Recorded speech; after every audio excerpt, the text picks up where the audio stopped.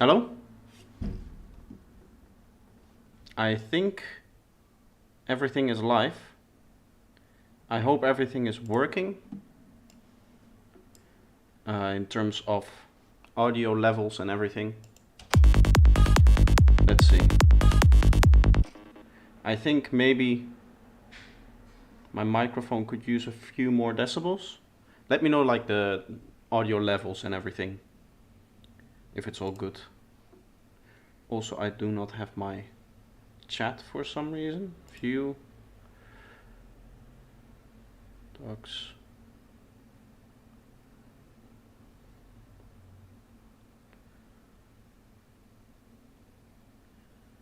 Why is there no chat?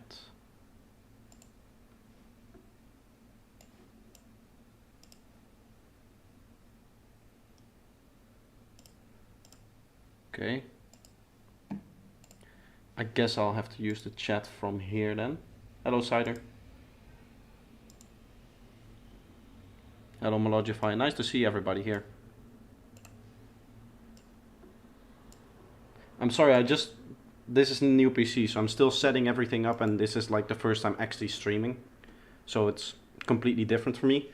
What I'm just going to do is produce something. Like, I haven't done that in a long time. So we'll just produce and make some sounds, do some interesting stuff, and maybe get some video ideas as well, stuff like that. So I'll play you through this project, small simple project that I have, and the idea is that the whole way I'm producing is going to be a lot of like one-shots and specifically designed synth sounds for the part, not like reusing a lot of sounds. No audio on my end. This was you. Okay, nice. Then let's see if everything, like if my microphone goes above if I'm still audible when this is playing.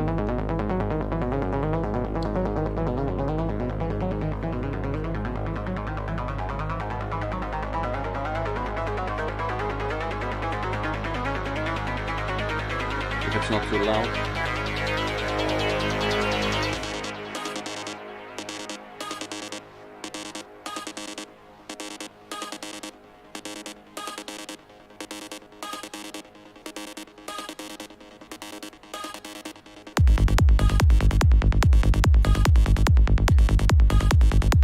There's some cool sounds in here as well. It's ambient sound that I made.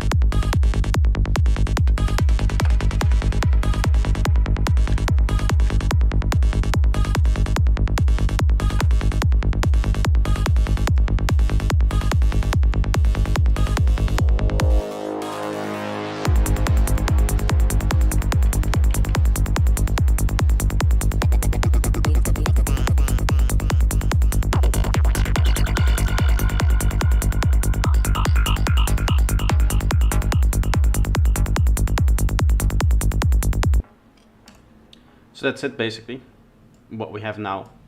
And I'm just going to be making one-shots and stuff like that. 10 out of 10, nice, great. Okay. Thank you. So yeah, the idea is that I'm spending a lot more time on individual sounds.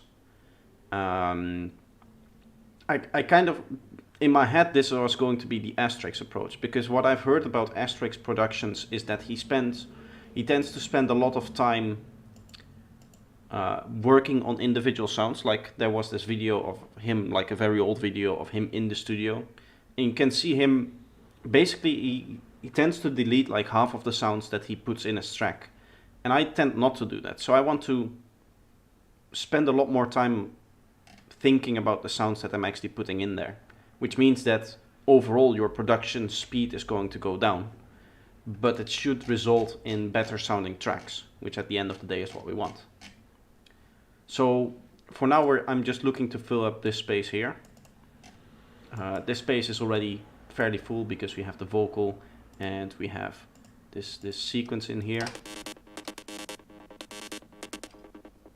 That thing, which is already filling up the space a lot. But I want to get into like a build-up section here, I think. I guess you could do that first. Like a build-up snare. Samples. Let's just...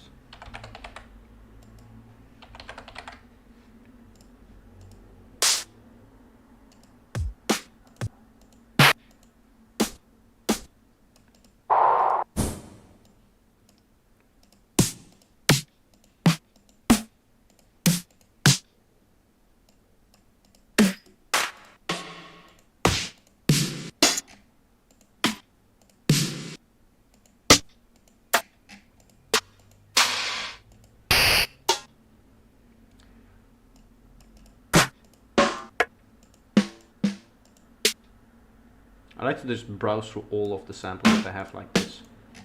Takes a long time.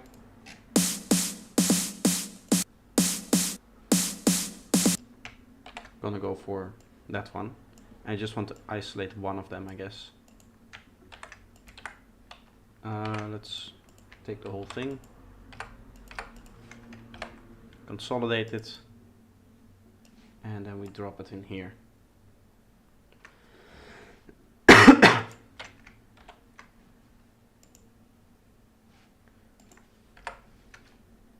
Quickly want to set up that, because I saw the snappy bits in there. For some reason I had that set to my default, which really I don't need, so.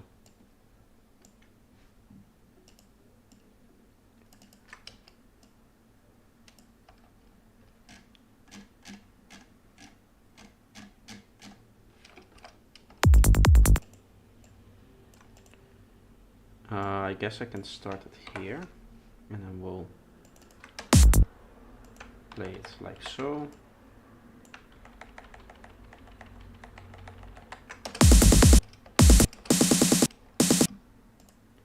Now obviously that sounds very boring, so we need effects on there.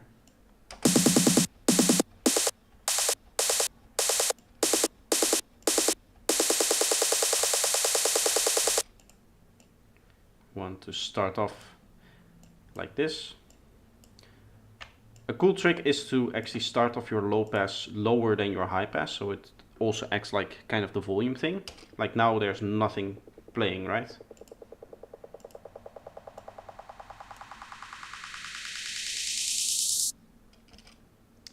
Maybe we're gonna go a little bit lower with the low pass.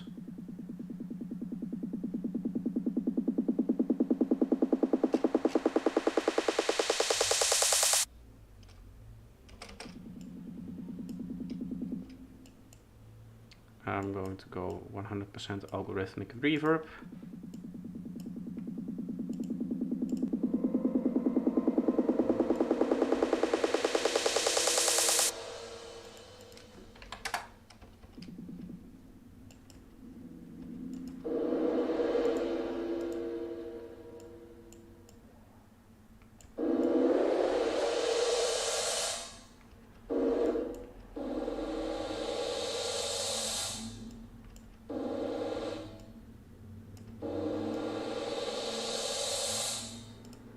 Just so we can listen to what that sounds like, and then we'll do like this. I guess I can take away that. Like so.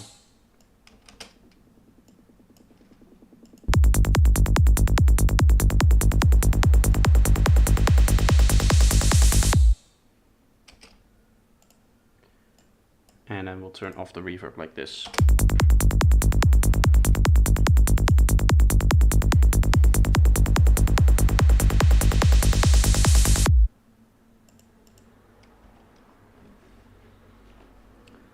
Okay, so that's a start. To aid in the build-up, I want to have high pass here on the kick and the bass. So I have to get my filtering rack. Gonna go for this one. I do need to check now, because with the update to the Melda stuff, which I finally updated, it means that there was a problem with the latency reporting. I think it might still be there.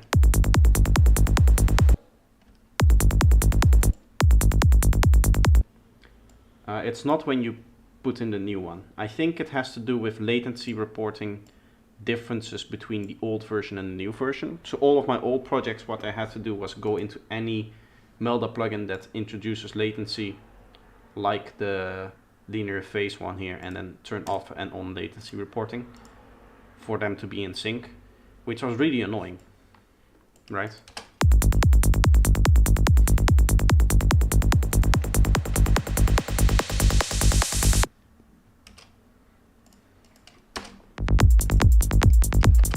Yeah, here now you can hear how it goes out of sync for some reason. I have to go in here, and then it fixes it.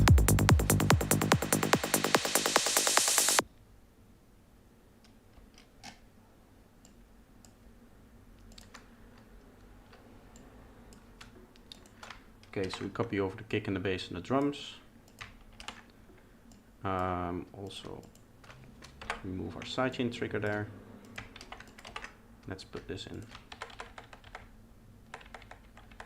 Again, I hope that the audio is okay in terms of between my voice and the DAW audio. I can change it. I have this new setup now with Voicemeeter Banana, so I have my microphone, I have whatever other audio I'm playing. So this is Zoom. Anytime I'm doing a lesson, then this is Ableton coming in, and any other sound like Chrome, whatever other application. This is like my default speaker, and then this is what you guys are hearing, this is what I am hearing, and this is what I'm sending back, for example, to Zoom. So I can change that, I can set levels. As you can see, I have my level for myself lower a little bit, so that my speaker isn't that loud. So this is a whole new audio setup that I have to get used to and everything. So if the volume is a little bit off, obviously after the stream I'll check. Then just let me know and then I can fix that. So I want to start by adding a snare to this, and then like an offbeat hi-hat and stuff like that.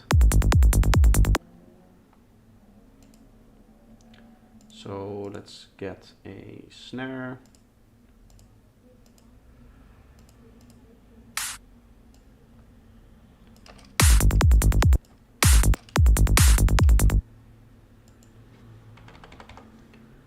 I'm gonna set this to 0 and then this to -10. This does not really have the tone that I want, so I'm going to look if I can pitch it. Sounds great, thank you.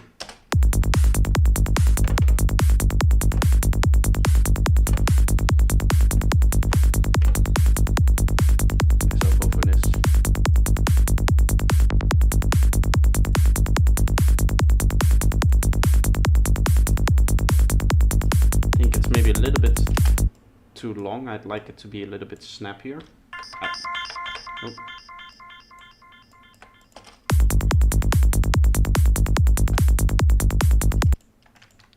And then I add my offbeat hi-hat as well.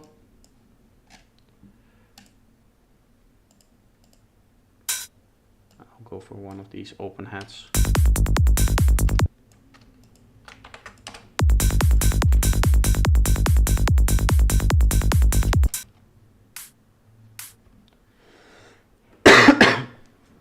Sorry, it has the kind of snappiness that I want. I just want to give it a little bit more body.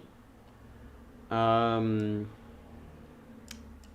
can use one of these console plugins here. I really like these. They're a little bit hard to use.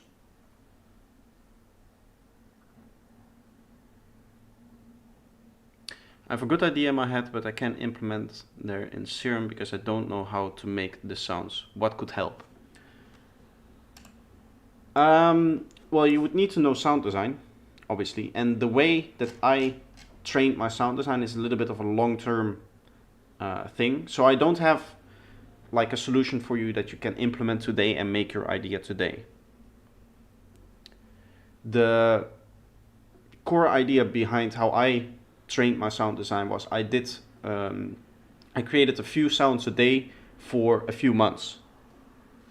So what I would do is I would load up a tutorial from someone and then just follow the tutorial. And while I was doing that, I would kind of mentally take notes on, okay, so if I twist this knob, this is what it does to my sound, right? So say that I'm looking to make a saw stab, whatever. I want to make a big chord saw. I would follow the tutorial and I would say, okay, we start off with unison. Before the unison sound, we have something like this. After we add unison, we have something like this. Okay, so what is that doing? What is that doing to my sounds to go from that sound that we had before to this sound when I turn up this knob? If I can mentally explain to myself what this knob is doing, then I know, then I can start to recognize the situations in which this knob might be useful.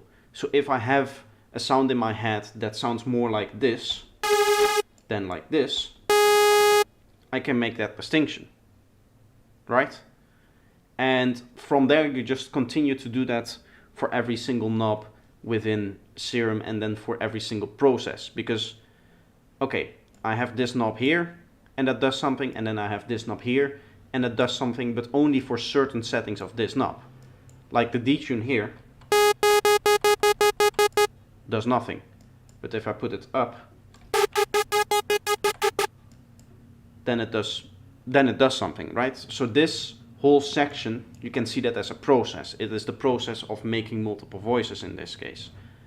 And through that you can learn, okay, if I'm able to recognize how this process is used in sound design in general, then when I have an idea, I can see, I can look into my idea and say, okay, am I looking for something with low unison? Am I looking for something with a high unison? What is the detune going to be? And then more specific details like the blend or even the phase randomness and stuff like that. Right? It's hard to explain because it is not an instant solution. Learning sound design is like everything else. You just have to do it many times before you really get good at it. So if I have one recommendation, if you have an idea now, then what I would do is just write the idea down. If you say this is a good idea and I want to make it now. But if you over time want to actually have a process that allows you to go from a sound in your head into a sound within Serum or any synth for that matter, then you need to understand the basic principles of sound design, which you can only do by doing it. You need to understand, okay, what does my oscillator do? What do all of the controls on my oscillator do? What do all of these filters do? And stuff like that. And to be perfectly honest with you, it's not like I've used every single filter in a sound or I've messed with every single control within Serum in actually creating a sound. But I understand the process through gathering a lot of information and then implementing that information in a practical way. It's not enough just to watch the tutorial. If you're going to watch the tutorial, it is best that you also do it in the process, right? That you have the tutorial open on your second monitor or your phone, and then on your first monitor you have your Serum open and you're actively walking through the tutorial so that you actually gain hands-on experience. That's very important. So for now, if you have an idea now, then yes, if you have an idea now, I cannot help you with that right now in terms of giving you one tip that will allow you to go from not knowing how to sound design to knowing how to sound design. But I can give you a roadmap for the next 3 months. Unfortunately, that's just how it is. Okay, so I want to compress this snare, was what I said, right? And this is again an example. I load this plugin once in a while to just learn it, because this is like one of those channel strip plugins, which is like old school mixing tech that I want to learn. And what I want to do now, I don't really have an idea what I'm doing, how it's working.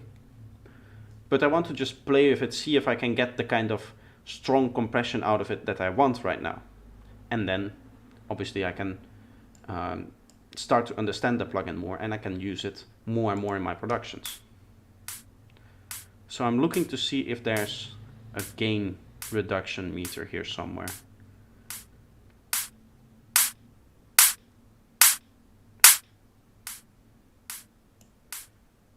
Okay. So maybe I'm going into it a little bit hard. I think I might need to go into this plugin where it lines up at 0 here. Or do I need to go into it where it lines up at 0 here? Because if this is at 0, then this one isn't there. And if this is at 0, then this one is clipping. And it will also be clipping the output. So I think I need to get like a nice middle ground. I'll get this to like 16-ish on this one. And then this might be my gain reduction meter, which would be nice. See if we can get like 5 dB of gain reduction then. We have a range here, release. Does this not have an attack then?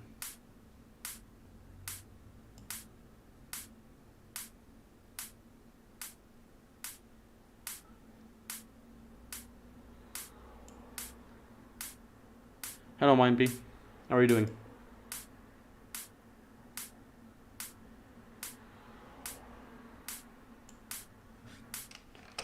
Okay, just quickly I want to get let's open up Span. Span has a nice meter on the side, which shows peak levels and RMS, and I want to just get the RMS up. So ideally I would just gain it into this thing,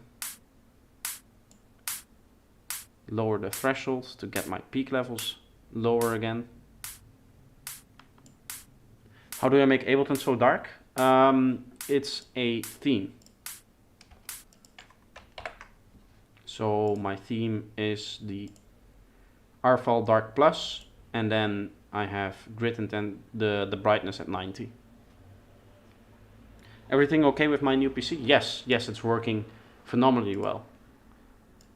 Rendering times for videos have gone down by like tenfold. So that's amazing.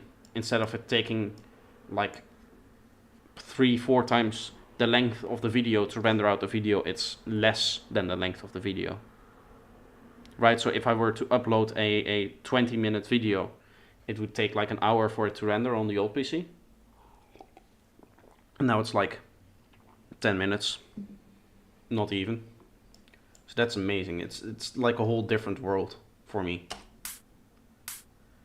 Okay.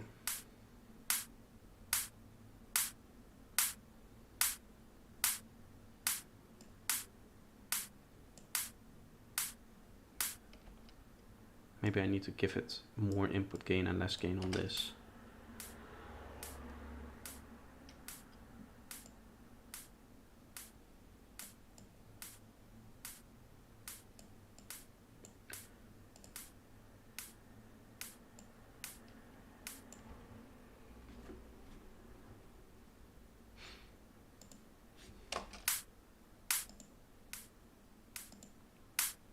Okay, so I guess this is the compressor. Why don't I use Mac? Because I don't have any money. Mac is expensive. And also, if you're working on Mac, you have to, as like a music producer, I don't want to have to worry that my plugins get not invalidated, but that there is a new software update, like Apple does a lot, and that just all of my plugins stop working, right? With the whole Rosetta thing, I believe it's called, that whole issue.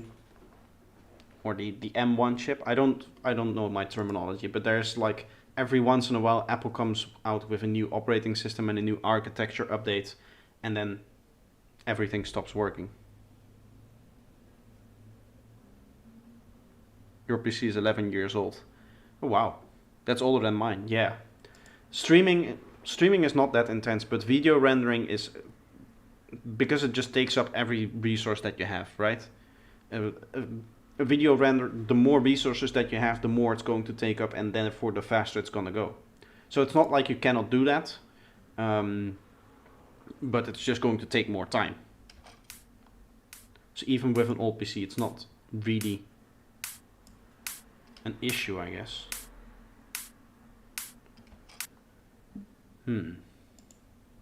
I feel like I'm missing something here. What I want to do is I want to compress this strongly, but it does not seem to have an attack. So maybe I cannot use this plugin for what I want it to do. As I said, once in a while, I'll just open up a plugin like this and try to do what I want to do in it. Like I could maybe try it with the Focusrite, if that has an attack here. Hold, range, threshold, this is a gate. We have a compressor here, attack, yes. Let's see if I can get what I want from this console then. The idea is that that's how you learn your plugins. I want basically my difference between peak and RMS to be lower. So I want a strong attack, nice long release, and then start messing with the threshold.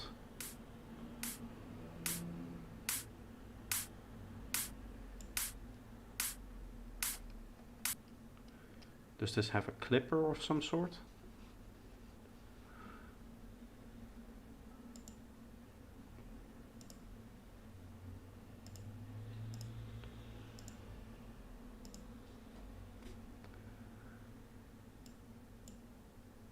Why do we have two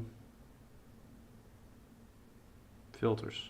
Or is this not a filter? Is this an EQ? I think that would be an EQ, right? But then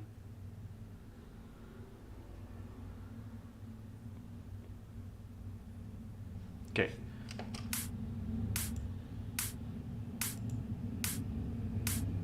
I do feel like it is compressing a bit.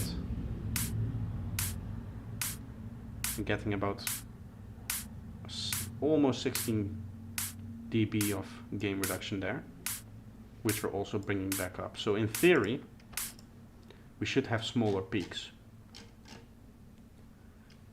I think I can verify that.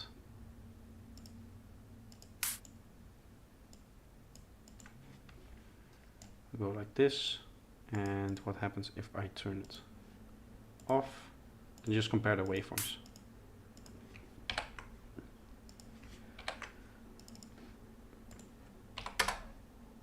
Zero, zero. It does seem a little bit longer. Let's quickly put this there. It's hard to tell. It's not doing what I wanted to do, which is take away this mass here. The strong attack. So I guess what I'll do is keep this in, because I do feel like it's doing something. And what it's doing I like. And we'll get clip shift in there and then just drive it into a clipper.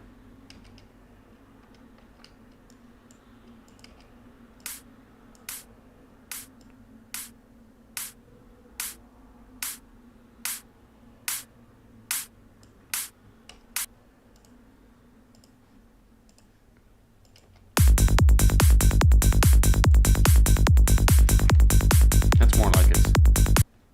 Is Serum and FabFilter enough for Psytrance? Yes. Honestly, you could just do it with stock plugins. Depends a little bit on the FabFilter stuff that you have.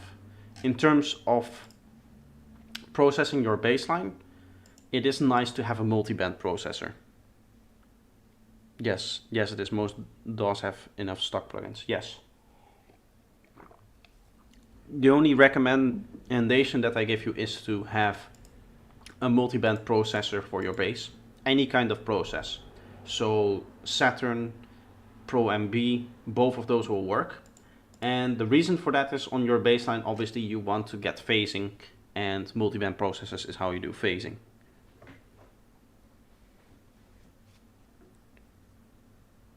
Test a few of New Dash's Snappy presets. Oh, we can play with those. I also have them. Yeah, they're great. They're amazing. I'm going to use them in an upcoming video on ambient plugs, is the idea. And his shimmer one is really good for it because it has it basically does 2 octaves, which I really like. But yeah, if you don't know, new big pack made by Dash for Snap Heap. Snap Heap. That's why it was on the track before, I think. This is Cataclysm for Snap Heap by Dash Glitch. As you can see, there's a lot of different stuff here.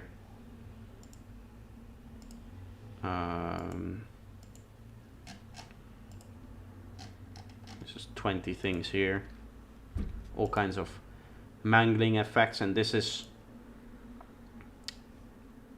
kind of like just messes up your sound in a cool way. You have the mixing things that you can use, and then there's the transitions. I have tried a few transitions. For me, the transitions, it's a little bit rough, but the mangling stuff and the creative effects are very cool. Right, for me the transition, obviously right now it's on my bassline. Test your CPU with the heavy hitters. Let's see. That's fine. We could try this one here.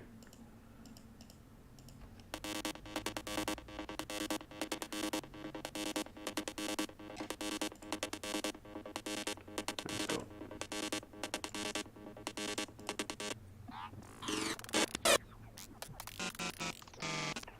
It doesn't really like them, yeah.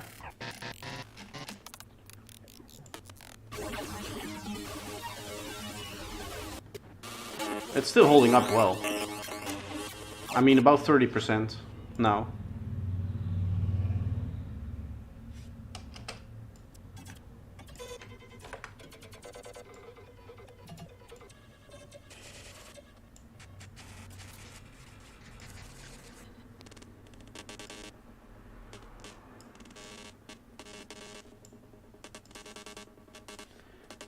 To be honest, the heavy hitters is not something I would use a lot, I think.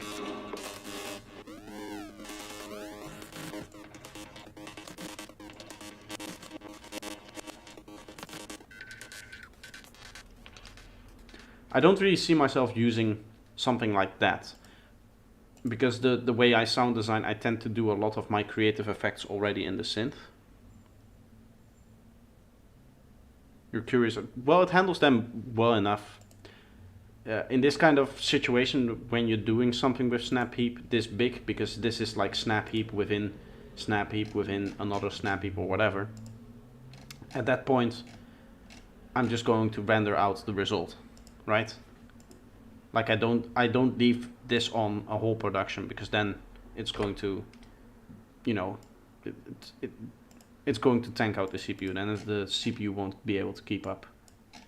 But if you're just experimenting with it on one sound, as we saw before, it goes up to 30 and then it's okay.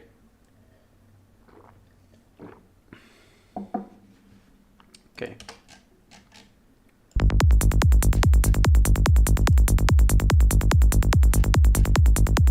So this is where we're going to go in a build up, and then we go into synth here.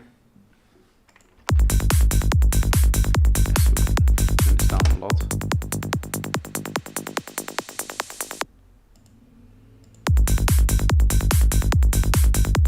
My CPU goes over 90% within a full project. Beer? No, just cola. The only beer that I have is a very expensive one, so I won't be opening that. No, before when it was around like 10% when I was playing, I think. Yeah, 10-12%, and then it went up to 30, so it takes about 20% of my total CPU.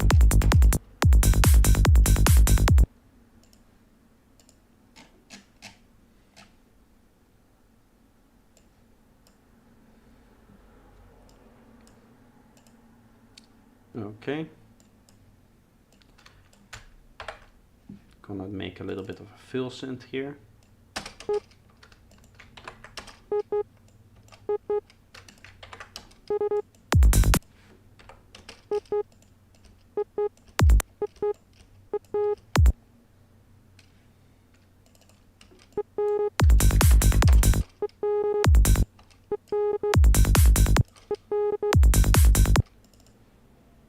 Apparently I already did something here. Okay.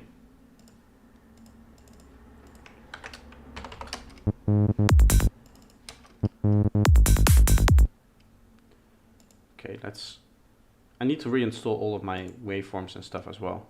Right now I just have the default stuff. I guess we can play a little bit with this.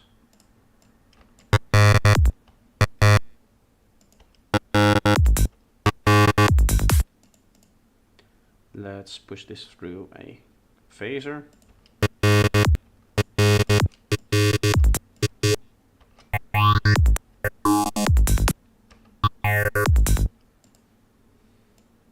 Let's just write down an automation. Like that. This is kind of the sound that I'm going for here. And then little changes over time, like this.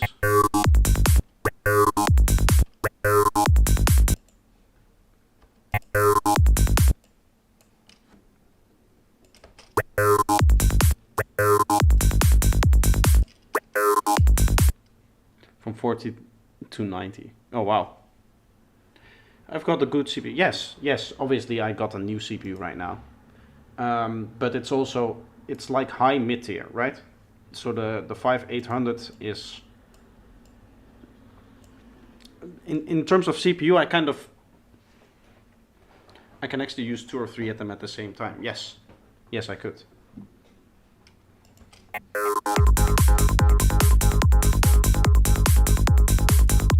That's kind of the sound that I'm looking for. A little bit of extra processing.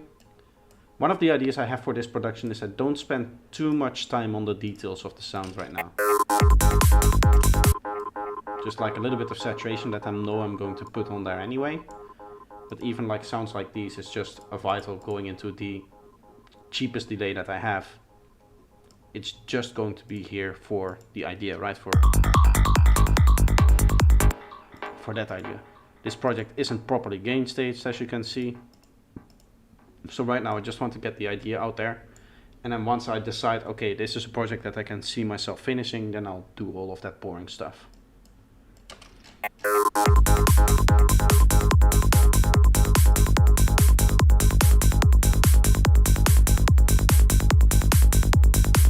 New plugin by Unison.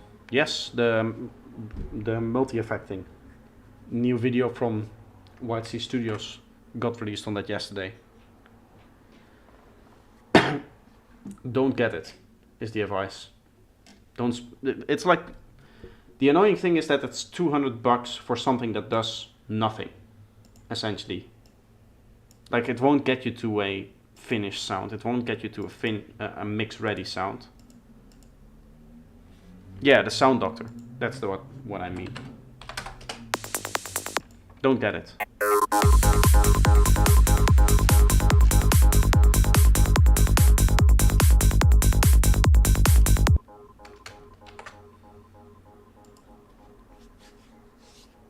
There are much better ways to spend $200 on plugins. Because it is $200 if you don't count the whatever discount that they have. Or if you don't buy it through the subscription model. Which is a bad idea. Right, because I don't think it's rent to own. Knowing Unison, it's not going to be rent to own.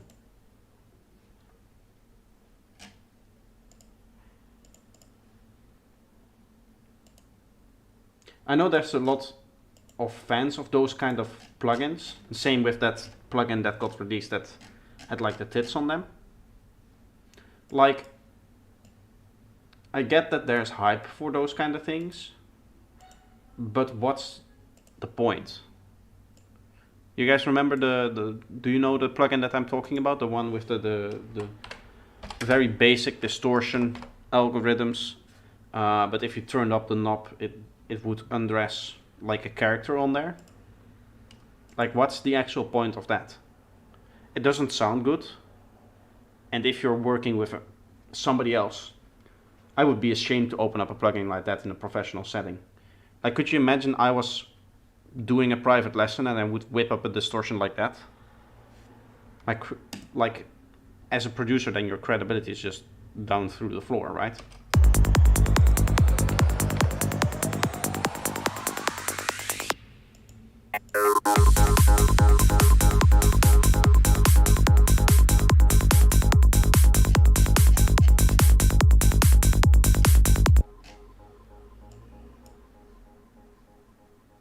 I guess I can go with a Vital. New Vital update is fun because there's this stuff. Especially the spectral phaser is a lot of fun. You can draw in phaser shapes like this. Let's get a slightly different sound here. I just use this to create the waveform, right?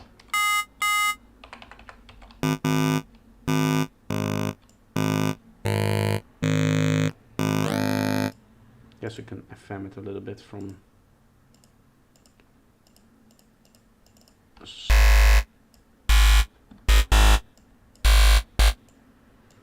like this.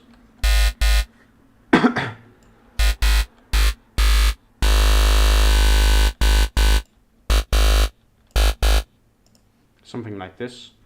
A cool, very cool trick that I've been using is to take freeform phase and play with that. Which plugins you use for sound design? All of them. In essence, like, okay, to give you an example, now that you say something like this, M freeform phase is a plugin that is commonly used to line up the phase of different elements together, right? You can say, okay, I want to change the phase of this, and I want to turn that down like minus 120 degrees, for example, at 100 Hertz, and then I want it to go back up here to normal so that it doesn't affect the rest. This is in essence a mixing tool and a production tool to line up, for example, different drum mics, something like that. That's where it's commonly used for. But there's this depth knob, and if I set up something like this, maybe something more like this, I can draw in a shape like this, right? And then I can just turn up the depth knob massively.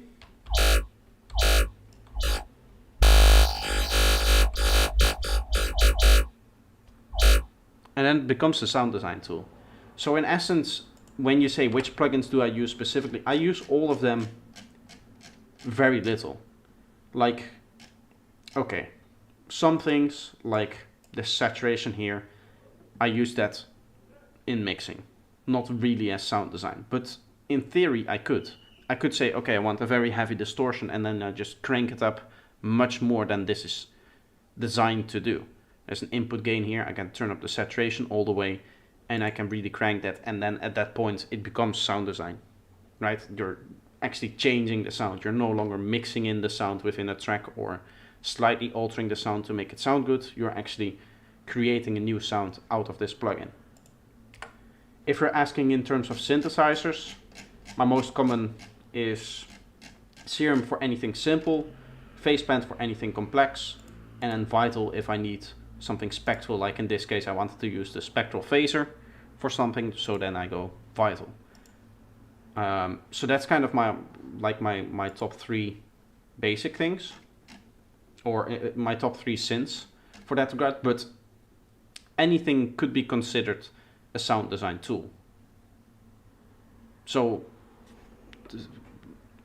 to specifically answer your questions, which plugin do I use for sound design? I use all of them, and but very little, in the sense that I specifically all the ones that have the breadth in there are the ones that I use like commonly, and then anytime you need something special, like I'll go to, I don't know, frequency shifter or 4-man filter, something like that.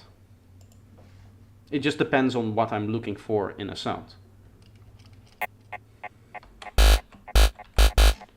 Like right here, I did want to do something with freeform phase, so I need to go back here.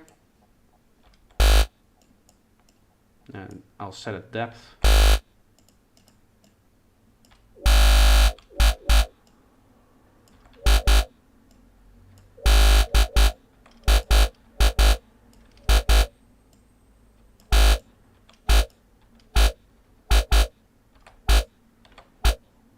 It creates almost kind of like a whippy kind of, it's not really attack, but it sounds kind of whippy here. I'll turn up the time to keep that dynamics. Give it a little bit of, I guess we can go with this one here.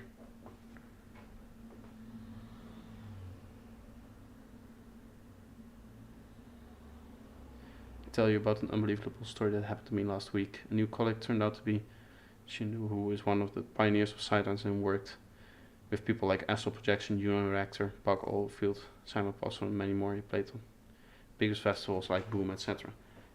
Wow. What's the coincidence of that happening?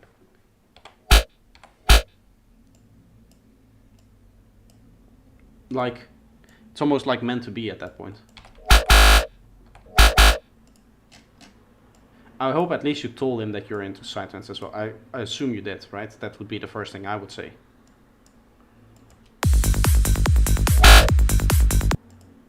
Obviously it's way too loud right now.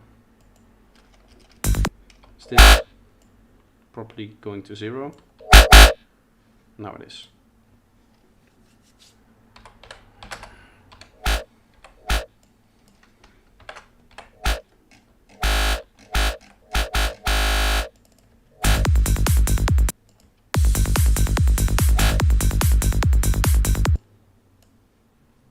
Guess I can get rid of some of the lows here.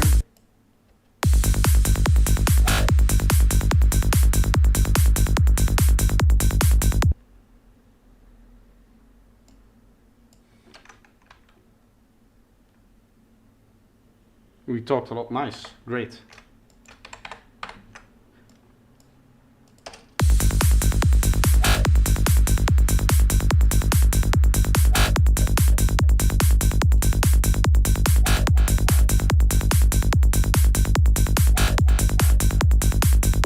I don't think I want this to play that much. As I said, I'm looking for more individual one-shots. Maybe I just play it once like this.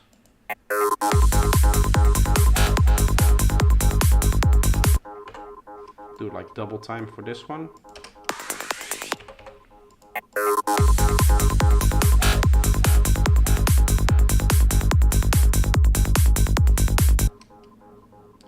And then I guess I could maybe bring back one of these synths. So these synths are like together.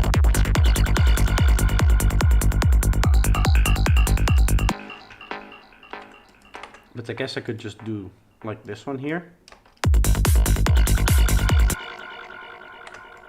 This is also made by Freeform Phase. A shape like this setup, and then I automate the depth here.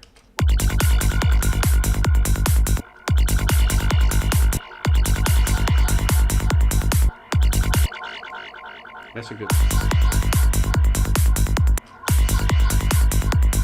Go like that.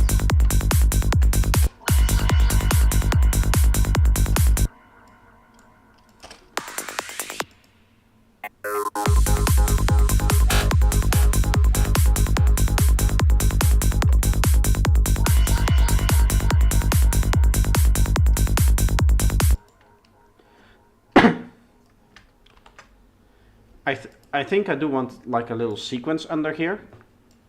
So here we have like a sequence with the vocals and this thing, which sounds cool, but I'm looking for like more of an acid kind of sequence in here. So let's throw in Septic.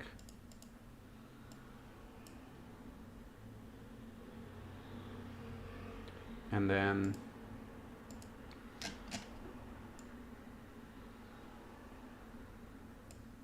I guess we could do it with Phase Plant, because that has the ladder filter. I don't really have a good analog analog modeled like thing. The best I have is either the ladder filter or whatever Serum has with their Moog filters, which to be honest is still a very digital filter. Like it's not an analog emulation, right? Not in the sense of, for example, like an Arturia synth or something like that. Okay. Let's turn this.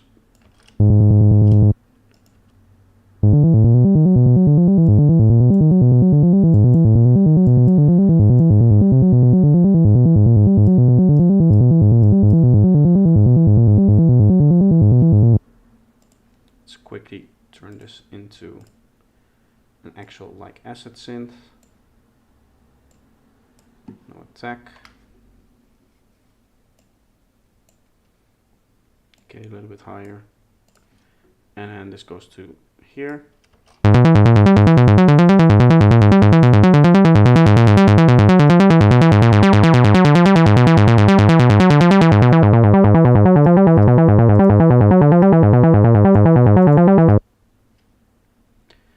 And then theoretically, if I set this up like this and I use configure, okay, and that stays there, I can send this a little bit to this as well.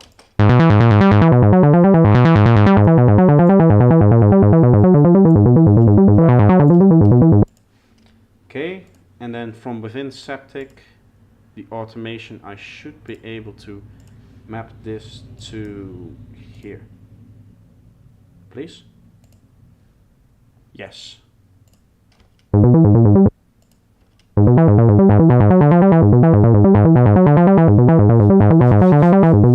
This adds a little bit of variation too. You can see it's in the background, right?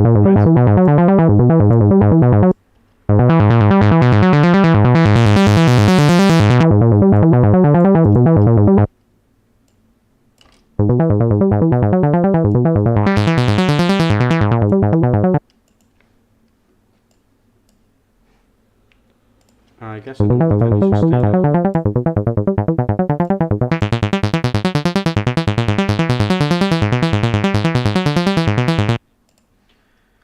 I guess the best thing to do here is to turn these to like, I don't know, 70.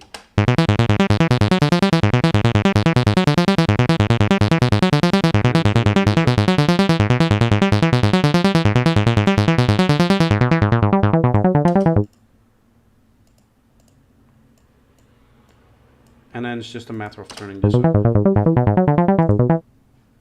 And then we'll set the length. I like to make empty MIDI clips at this point.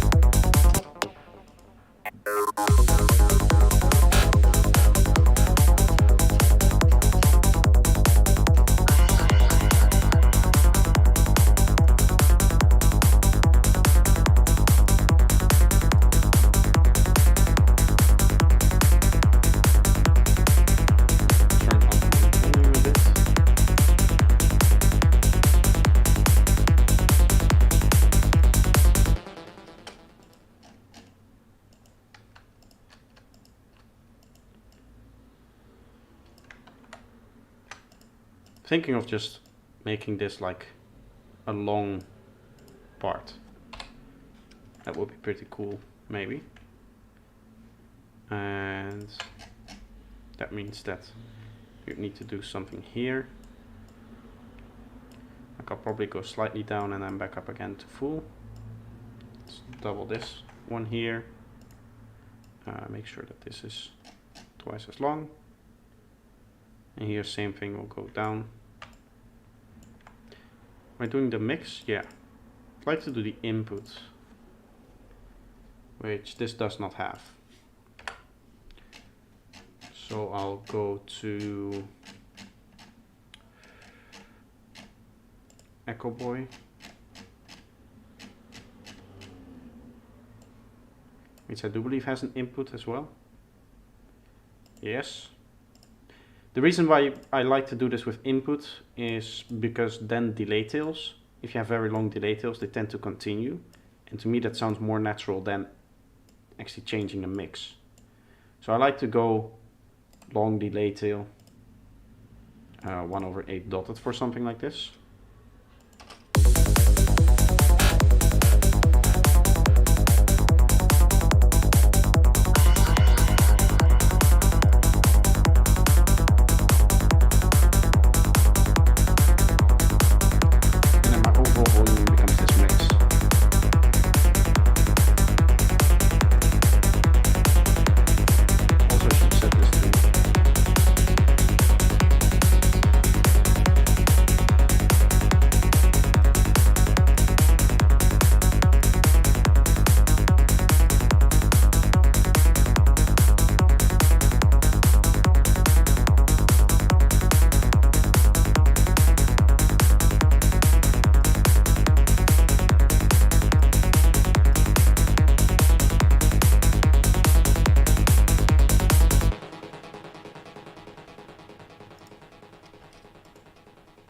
So in theory, with the way that I'm automating this, I could just say, do something like this. And instead of it being like the mix where it just completely turns off, you can just hear this delay tail still happening.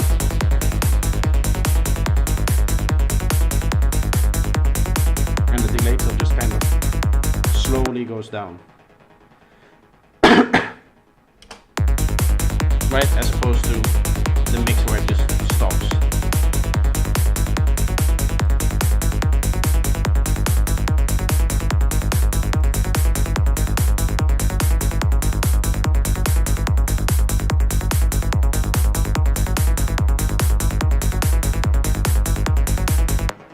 Let's see if we can make this sound a bit more interesting. First of all, I want to, let's put this here. Add a slight bend to it, which I think I used to do with the sine. Yeah, so this acts just like a bend minus in Serum, right? So little sound design trick. A negative modulation here, in this case on the phase. As you can see, the way this waveform looks, it kind of gets squeezed towards the center. And what that essentially does is it takes away the lowest harmonic. So we can compare this waveform to Serum, which will just open up here. If I put this to bend minus, or the other one, the bend plus. Sorry. If I put this to the bend plus, you can see this is the same kind of effect where the lines get squeezed to the middle. And if I do this here, you can see it is also that kind of effect. This one just goes over the line, so it is a little bit different, but you can see all of the points kind of get squeezed more to the center. And what kind of happens with this, when you put that all together, is that it removes the lowest harmonic, which means that I have more space to do a little bit of extra distortion or something like that. Like without this, you can see it goes up more, right? We don't have this part in the middle. Thank you. So this just gives me a little bit of extra space. And maybe pull back.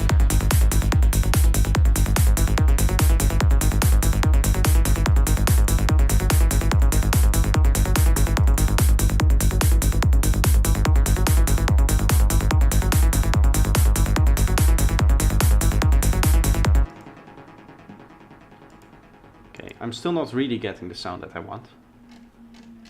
And for that I just want more presence from it. So we'll use the overdrive thing.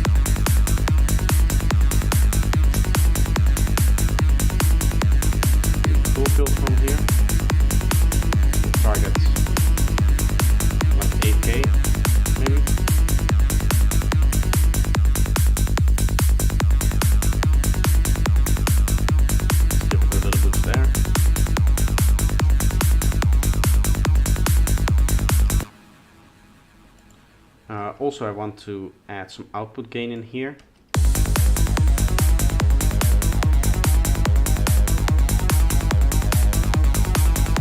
that I know it's gain stage and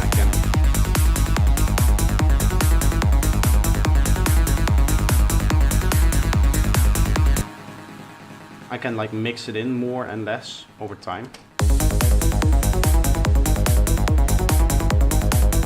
So this is going to help with making the sound more dynamic and also have it change more. I guess I could also have the reverb filter be the same. Have that like go up a little bit towards the end here.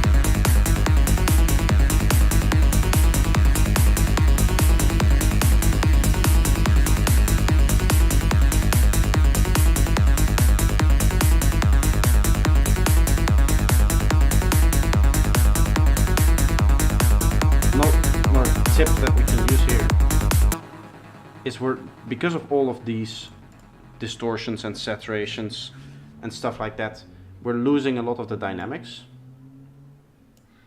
So I want to get those back, which I do with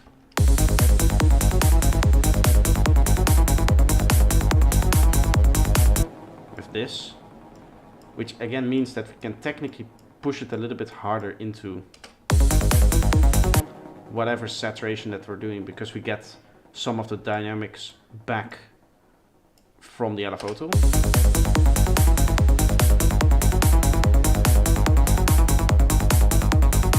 Right, this makes it a little bit extra plucky. I like to overdo these things. And then we can again use this set like a volume to maybe go down a little bit and then back up and then all the way down.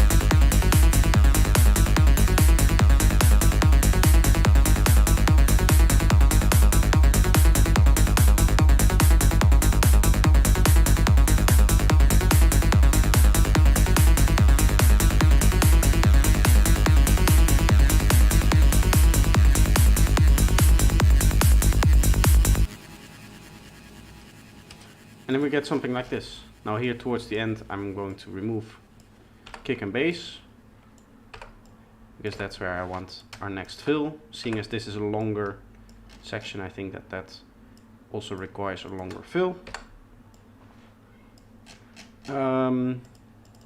So the only thing I might want to do is make a few different patterns. So I'm going to store this pattern into the number 2 and then make some modifications.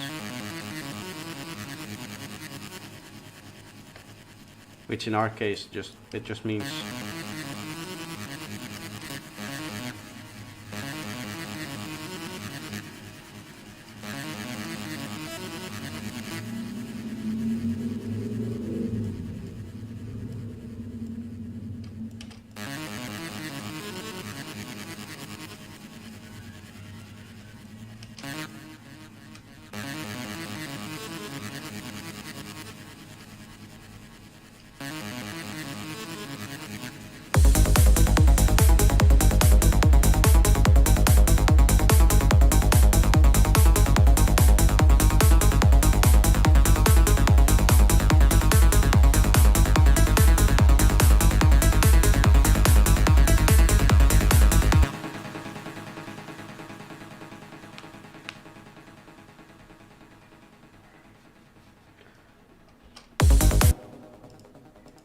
okay, so now I can switch between these two. In theory, I should be able to automate this. Okay, so I want parameter 2 to be on every 8 bars, I believe. This is how I do it. Oh wait, I can set it up in the plugin or in the device. For 1, we want a bar count of 7. And then we want it to go to P2, and this one we want to go to P1.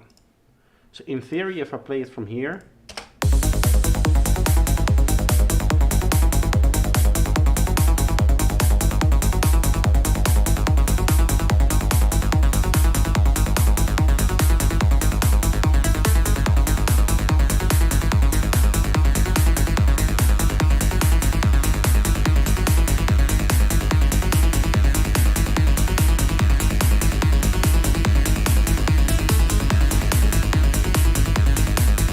adds a variation.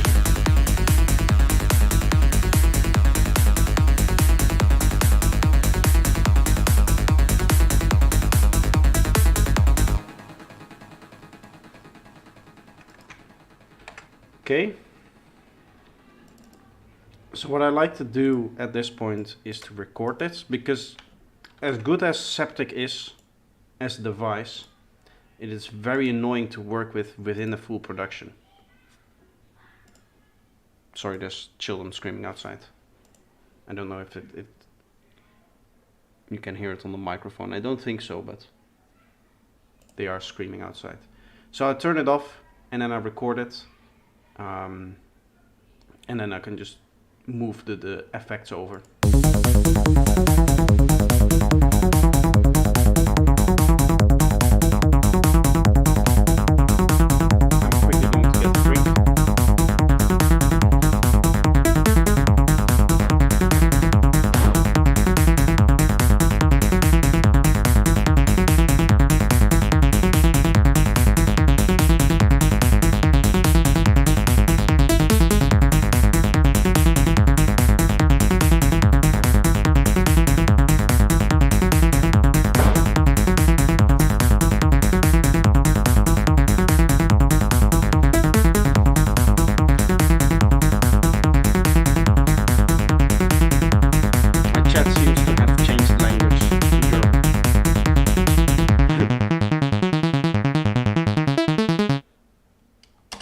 Okay, so now I have just a recording of what I want, and I can turn this off.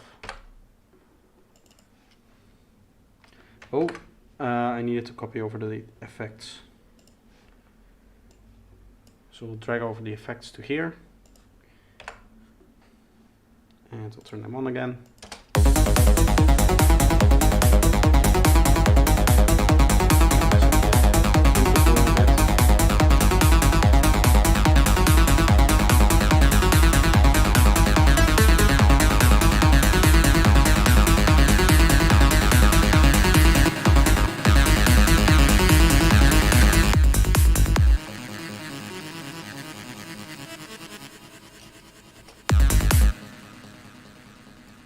Ah, wait, I want this to go to 50. I'm dumb because it also goes negative. Otherwise it modulates the volume curve in reverse, which is not what I want. We just wanted to open up, right? Not go into the reverse order. And that was what happened, was what was happening before. Now I'm going to reconsider this sound and this sound. I just want to see what happens if we don't play those.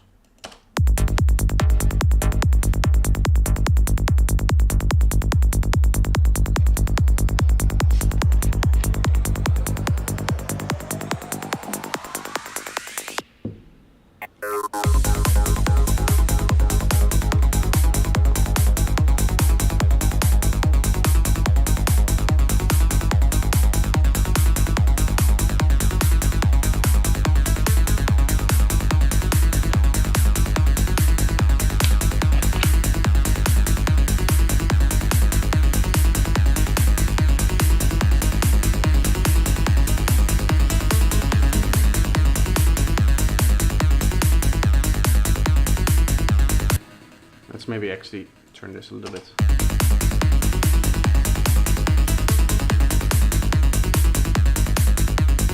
Lower like this.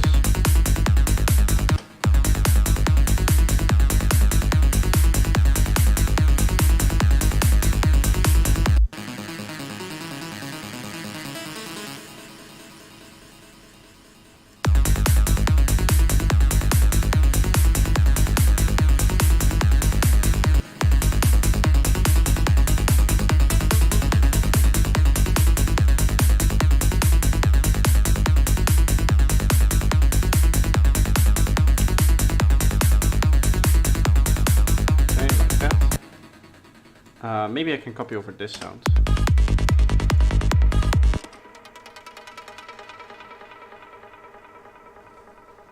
It's a really cool sound. I really like this one. Maybe we can fit that like right here. Probably going to turn this.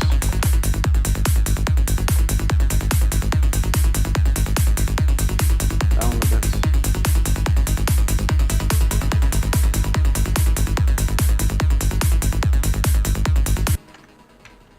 See what happens if we place this here.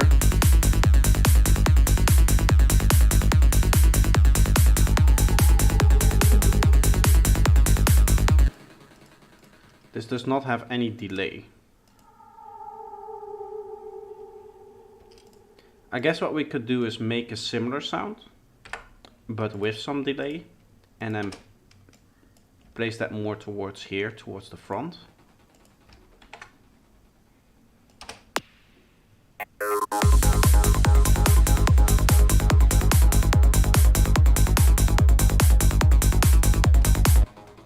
Guess like right here, and then instead of it pitching down, I wanted to pitch up.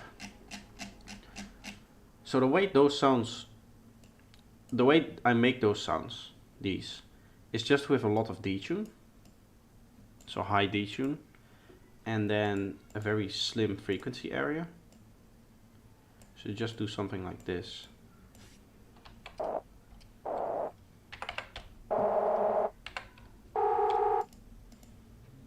And then by setting maybe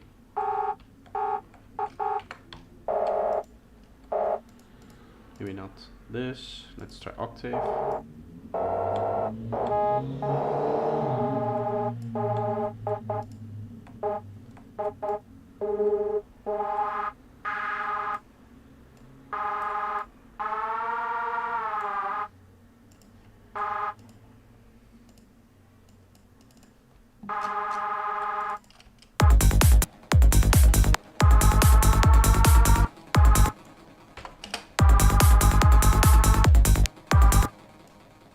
Maybe go like this.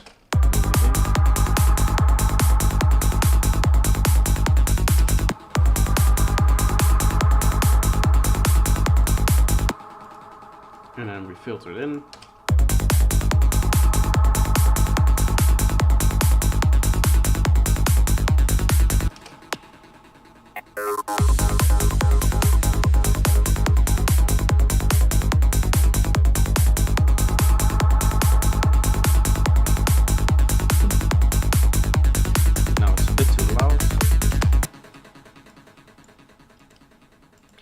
It's really hard in this sound to get the individual notes out there.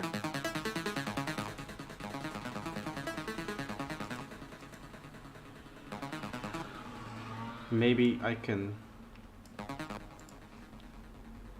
I don't know. Let's see if I can find something that...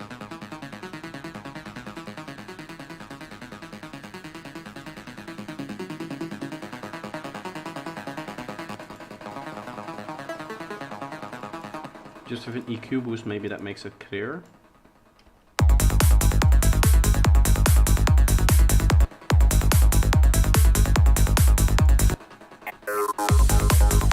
I guess that works.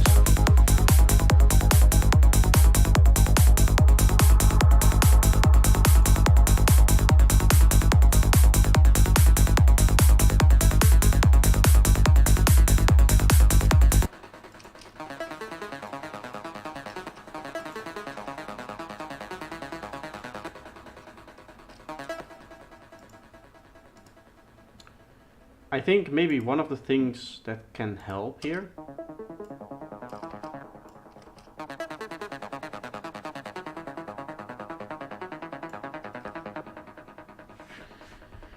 what do you do when you don't know how to progress / develop the track? Well, I work on something different. Like if I don't have the energy to do that, there's enough stuff right now for me to do in regards to the album, which right now I don't want to do. But to give you an idea, what I need to do is, this is a quick thing, by the way. For the album, if I go to these convert projects, this is a finished project, so I can give you an idea of what I'm doing. I need to create automations for the animations for the music video. So this is a project where I do that. I have these 5 automation lines, and these kind of indicate how the animation develops. So we have the intensity, which is linked to a whole bunch of different parameters within the music video animation. Then we have the build, so anytime I have a build up, I can add a little bit of extra spice to it, to the animation. The kick amount determines how much the animation reacts to the kick, or like simulates there being a kick. So it does like a little zoom thing on the animation, and a whole bunch of different parts of the animation kind of almost react to the kick being there. And then we have these variations. So for each of the 13 songs, I need to make one of these projects. And then I need to convert them into keyframes, which I do with a program that I've written, so that goes automatically. But then I have to go into After Effects and put in all of those keyframes, make sure that the project is set up and everything, and then render those out.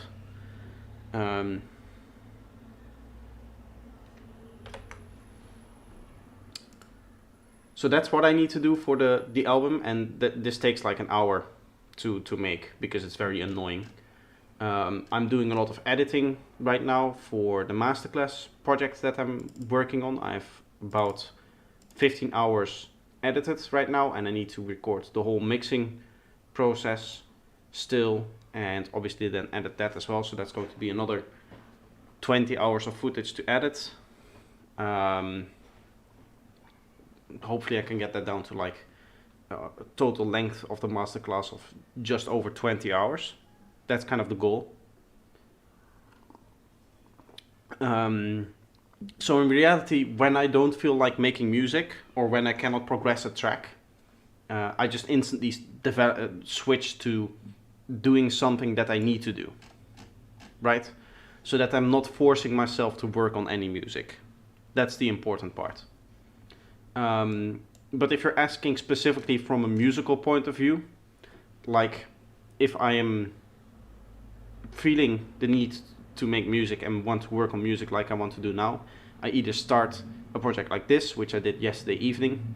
I started this project for like 2 hours, and now I'm working on it again. Or like I go to a different project, right? Hello, Kenobi. Greedo Kenobi, how are you doing? Don't just first make one track and release it as a single. No, the album is going to come out like an album. I'm pretty certain that I want to release it as an album at this point. I mean, I've worked on it for 2 years, so I'm not rushing anything. Yeah, but for me, it is important that I do what I like to do in the moment. So I have 10 projects that I can work on, 10 projects that are unfinished and that I want to finish and release at some point.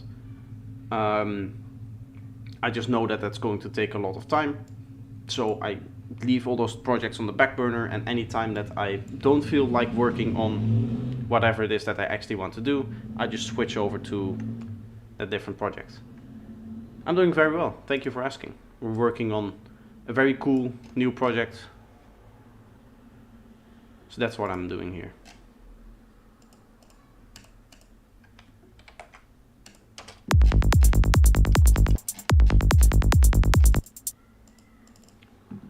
Yeah, I need to...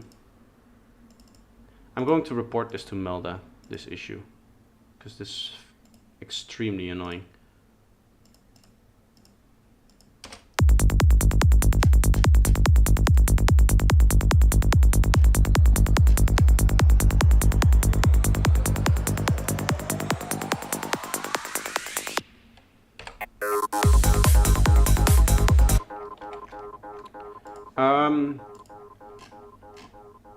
I want to do...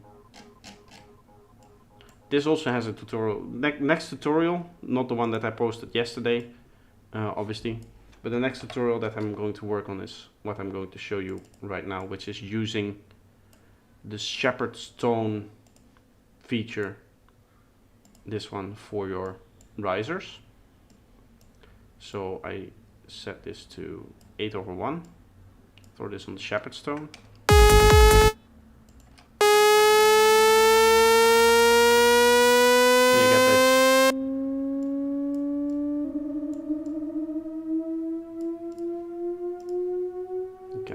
Up the detune.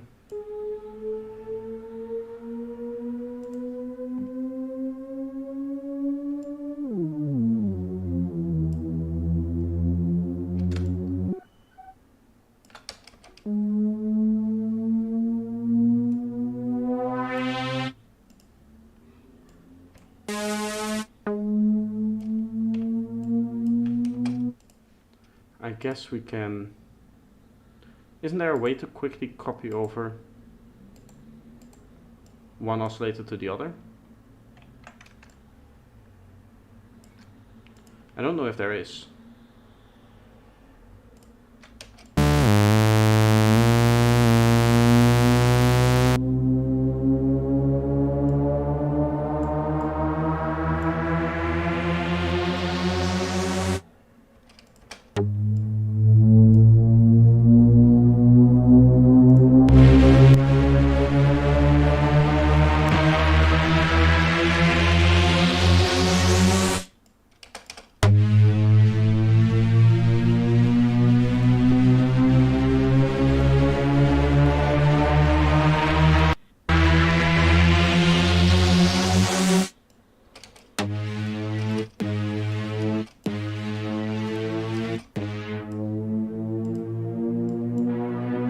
Yeah, if you're making risers, use the Shepherd's Tone thing, because that sounds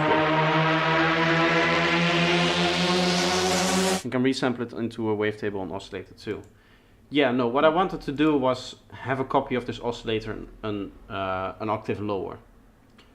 Which, like, right, in Serum I can go in Serum, and I can go in these things. I don't use Vital enough, to be quite honest with you. I've paid for it now, and I just should be using it more.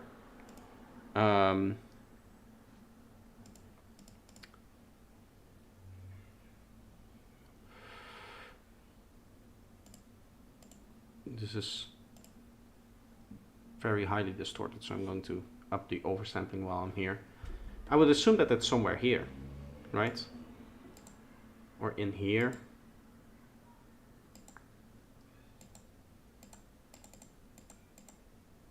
I cannot just say, okay, give me the settings from oscillator 2 as it is now on oscillator 3. The problem with resampling is that you cannot, like if I resample, right, do something like this, I cannot make changes to the settings. This is just gives me these oscillators as a waveform, which is not what I want. But now I just copy it over manually, so that's okay.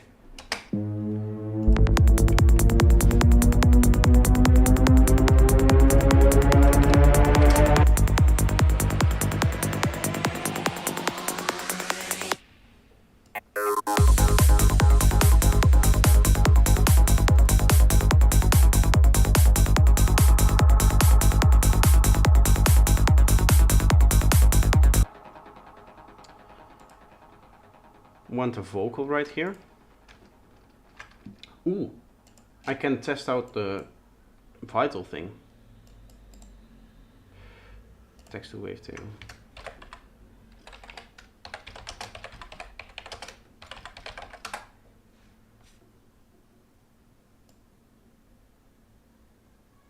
Let's see if this works.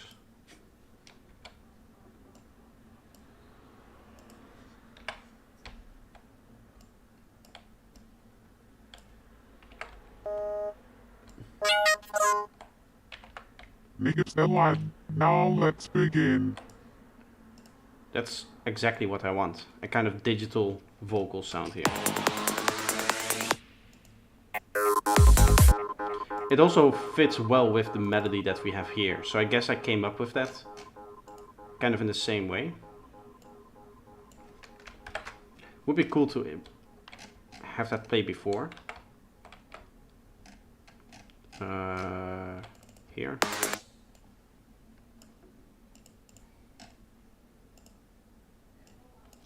Now let's begin. Now let's begin. Now let's begin. Now let's begin. Now let's begin.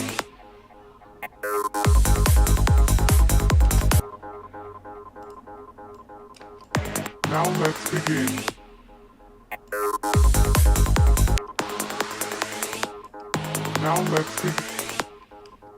Now let's begin. Now let's begin. See if we need to resample this too. What happens if we... Now let's begin. Delay, yes. We'll add a delay to it later. I first want the core sound to be nice. Now let's begin. Okay.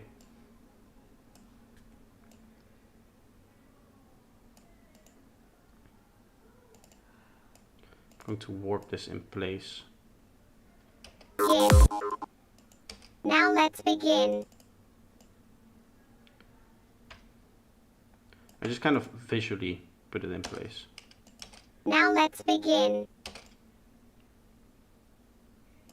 Now let's begin. Now let's begin.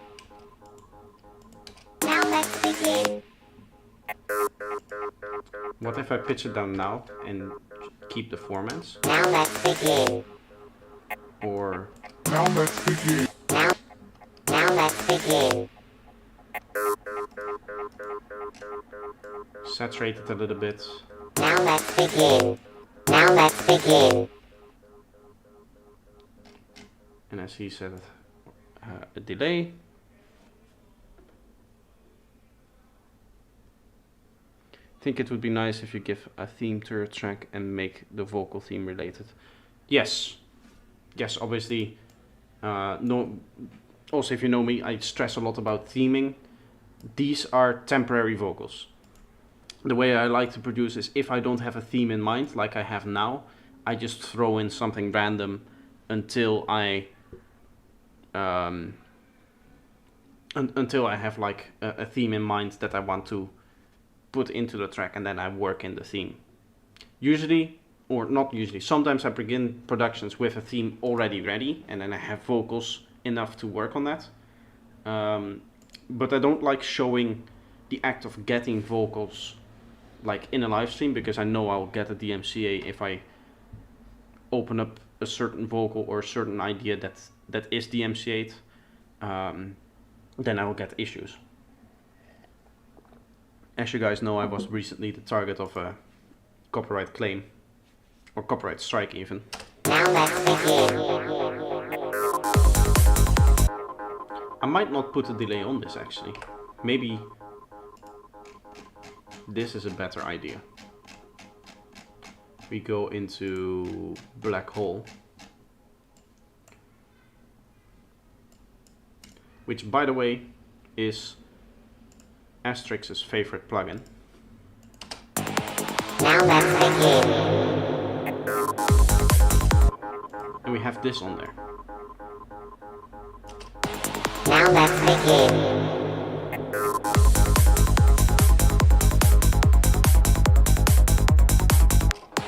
Now let's begin. Now let's begin. Now let's begin.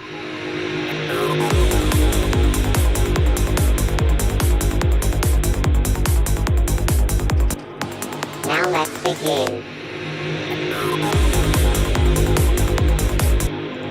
I don't know what is happening with these parameters. Don't worry about the strike, it will disappear in a couple of months. If I get 2 more, my channel will be deleted. I'm very worried about the strikes. It's not something to joke about. Now let's begin.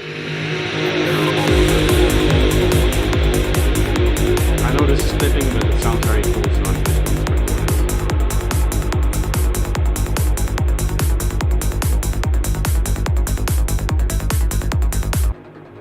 Obviously it's way too loud. Way too loud and way too long, but this is a cool effect. Let's put this on the side. I don't know why it's doing that. I just wanted it to have a little bit less mix. And I think I accidentally clicked on... Now let's begin. Now let's begin. Now let's.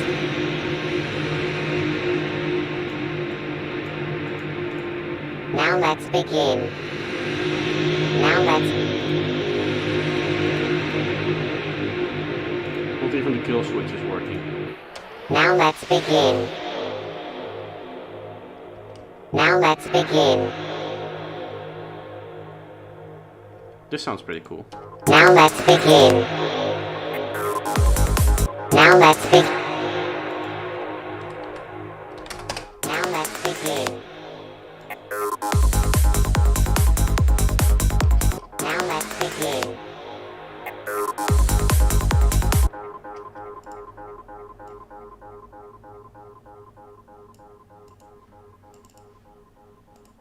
Let's try some different text to speech.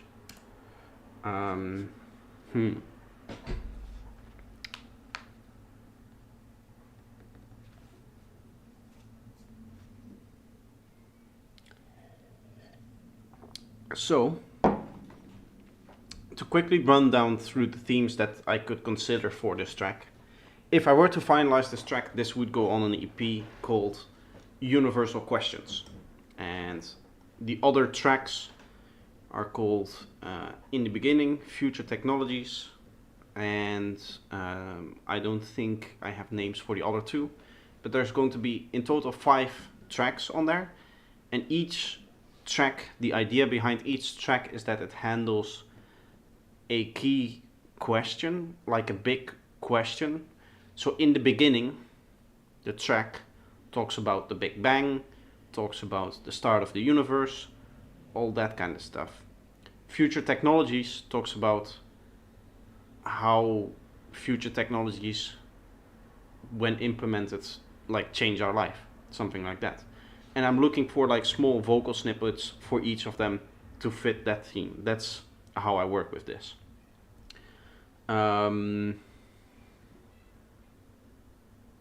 YouTubers start a second channel in case something happens to the first one. Yeah, I've thought about doing second channel stuff in the sense that maybe just like almost unedited videos, sitting down and just having a talk about something instead of it being like tutorial focused, like even the video on copyright, right?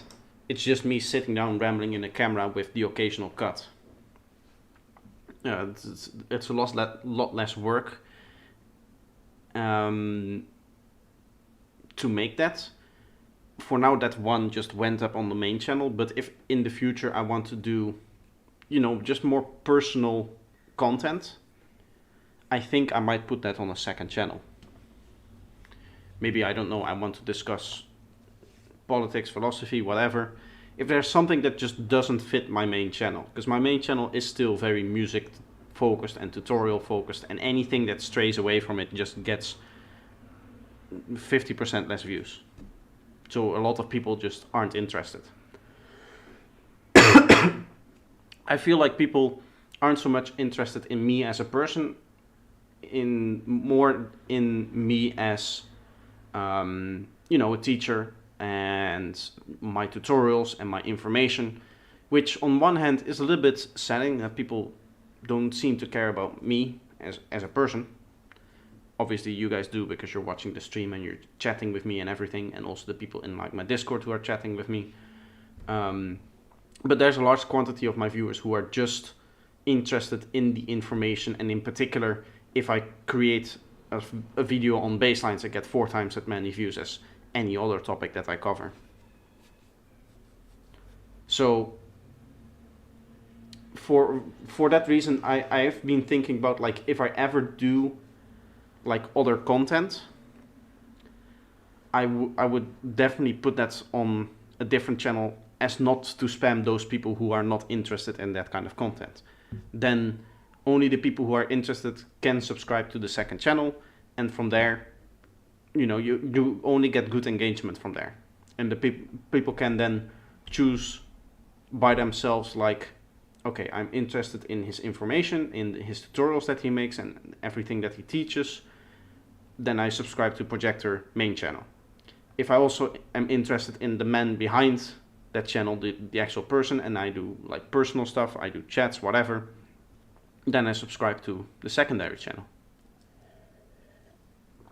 I've just not had any good ideas for the kind of content that I would put up there.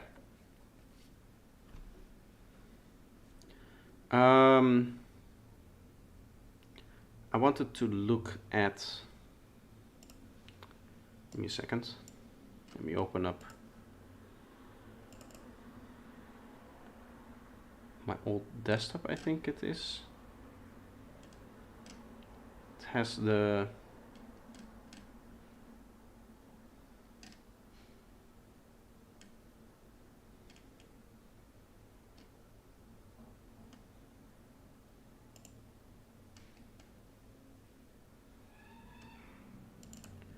EP to finish. Yes. Okay. So if it goes on the EP, this track, it goes on the full-on EP, and you can see here in the beginning, futuristic technologies, the human condition, and time travel. Those are the 4 tracks that are currently finished for that EP, and I need a 5th one, just like I need one for the prog EP. This is all 2023 stuff. Don't worry about it yet. It's not going to come out soon, right? First, I'm focusing on the album, which I hope to finish by the end of the year. Which I hope to finish by the start of November-ish. And then have it uploaded around Christmas time. That's the current like planning that I have in mind. And if nothing finishes, I think I can get there very, very soon. As I said, the music videos is going to take a lot of time, and then I do need to do like final mixes and master, but that shouldn't take like a month, right? The music videos, that takes longer than that the mixing does. So hopefully by the end of December, or by Christmas ish, I can have the album on, and then I can start to think about, okay, how am I going to do the prog EP that I want to do and the full-on EP that I want to do. And right now, this is finished, this track is finished, this track is finished. The human condition, almost finished, and time travel as well, almost finished. I need to rethink some of the things in there, some of the sounds in there, and then I would need to write a 5th track. So for a 5th track, if I want to do any theming, I need to first of all propose a big question that I want to discuss with this track. which, seeing as we're doing text-to-speech, we might as well do that, right? So I have the theme within the project itself. And to be quite honest, I don't really have any particular thing in mind, right? So here, just to go through, in the beginning, talks about, if I were to link that to a question, where do we come from?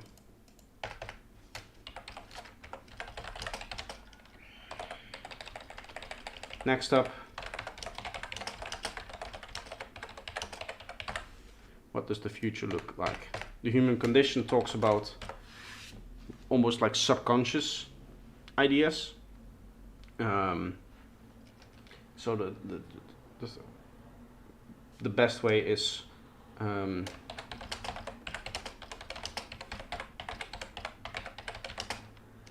I know I wrote that wrong, but that doesn't matter. How does our subconscious affect us? And then time travel is, can we manipulate time and space? All big questions, right? And that's the whole theme of this EP. So if I want to write another question in there, I think, seeing as we have 3 which talk about space, technology, futuristic kind of thing, I want another one that talks about more mental stuff, something like that. So I guess we can just kind of brainstorm. Sorry, there's screaming kids outside. I'm getting distracted by hearing screaming kids down there. I mean, I know they're with their parents because I saw them when I went to get a drink.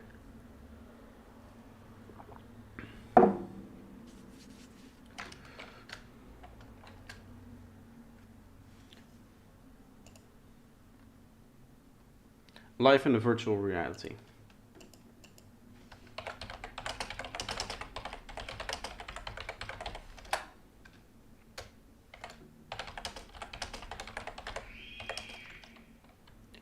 The microphone might have picked that one up. That scream. That was very, very loud.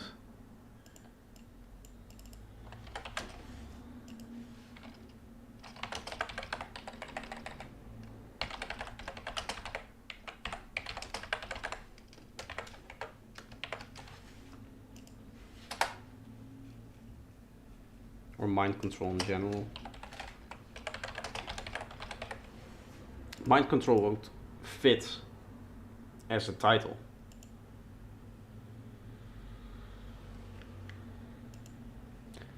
You can hear the screams? Nice.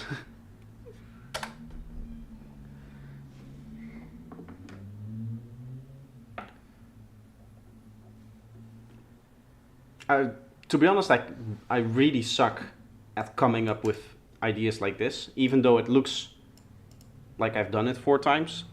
This is like months worth of me bouncing different themes around, right? Let's just start very simple with the first. Virtual reality. Let's see what happens if we put that in the text-to-speech.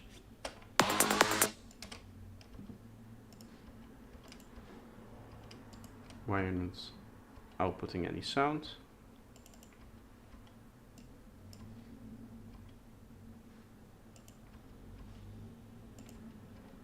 Now let's begin.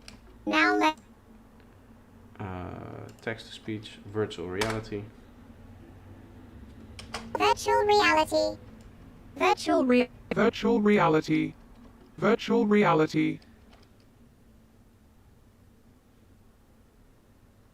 Neuralink.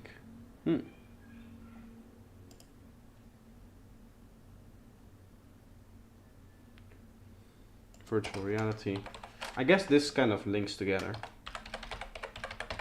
Neuralink. Virtual reality. Virtual reality. Virtual reality. I like the kind of tone that I'm getting. I think it's a little bit too bright. So I'm going to see if a 4-man shift can darken it a bit. Virtual reality. Virtual reality. Virtual reality. I know there's a tutorial out by Deskglitch on how to get better quality speech things here.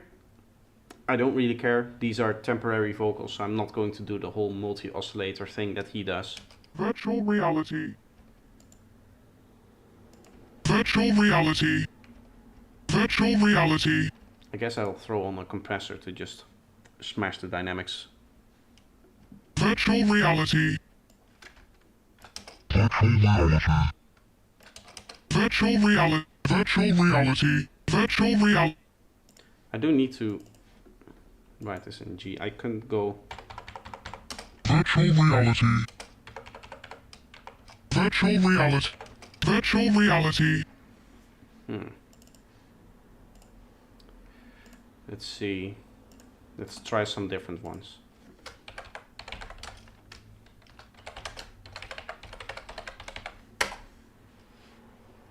Inside the simulation. You can change this as well. I can set this to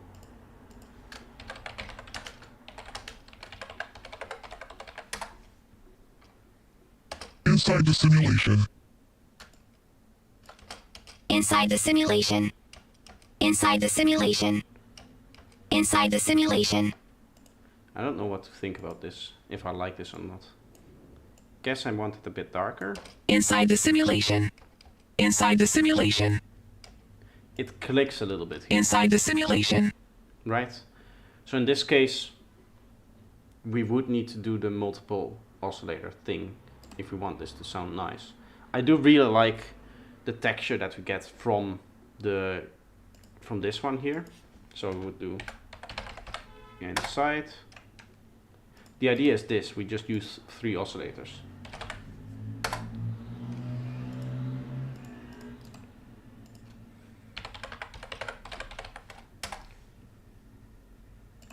And then we need to set these to US. Inside the simulation.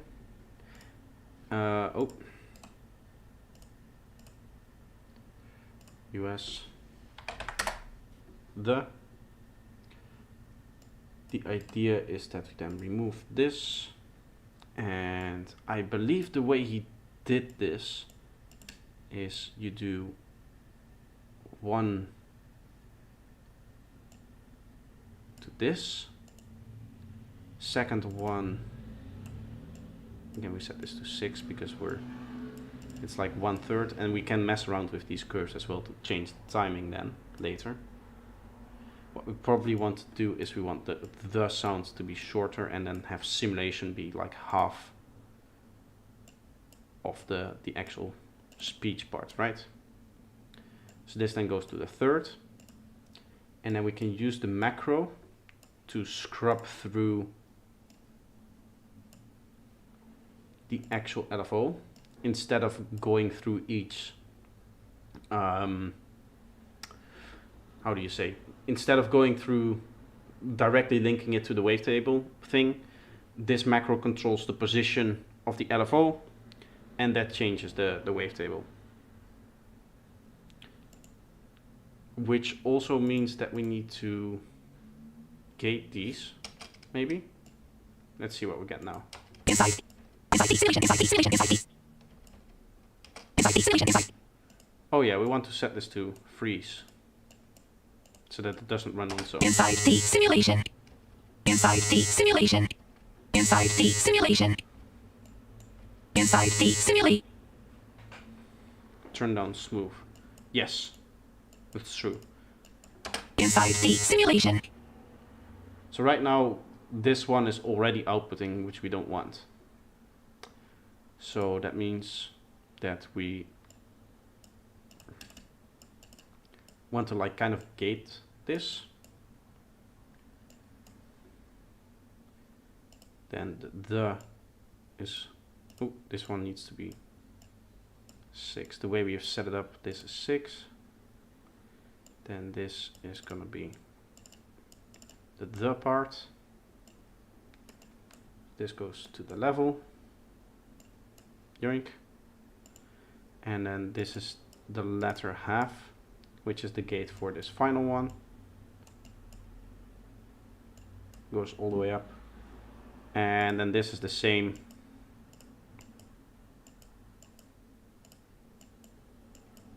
Like this, and then the macro obviously goes to there, there, and there.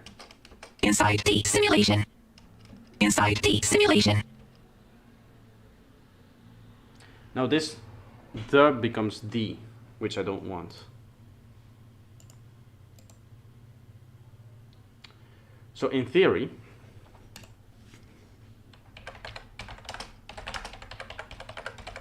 I can just restrict. Inside the simulation. Inside the simulation. Inside the simulation. Inside the simulation. Inside the simulation. Inside the simulation. Inside the simulation. Inside the simulation. Inside the simulation. Inside the simulation. Inside the simulation. Inside the simulation. I can make this go. Inside the simulation. Inside the simulation. Inside the simulation. Inside the simulation. Inside the simulation. Inside the simulation. Inside the simulation. Inside the simulation. What if I change the accent? But I like this accent because it sounds nice and digital. Inside the simulation. Inside the simulation. I just need to get the timing right. Inside the simulation. Right now it sounds off because the timing is not correct. Inside the simulation. Inside the simulation. Inside the simulation. Inside the simulation. First of all, I'm going to. Inside the simulation. Inside the simulation. This is again, I need to set all of these settings to the same thing. Inside the simulation. Inside the simulation. It pops and cracks a little bit. Inside this. So maybe I do want a little bit of smoothing on these gates. Just like 0.02 seconds something. Just that we don't have those clicks. Inside the simulation. Just on the.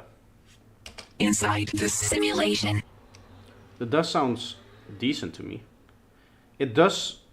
The "the" for me now sounds a little bit low in level, which means that we could just. Inside the simulation. Inside the simulation. Like if we turn the other ones down. Inside the simulation. Inside the simulation. Inside the simulation. That sounds kind of nice. Let's see what that sounds like with our effects on there. Before we add this. Now Right? let's begin. Let's record this. Oh, Inside the simulation. Inside the simulation. Inside the simulation. I guess I want this only reverb. Inside the simulation.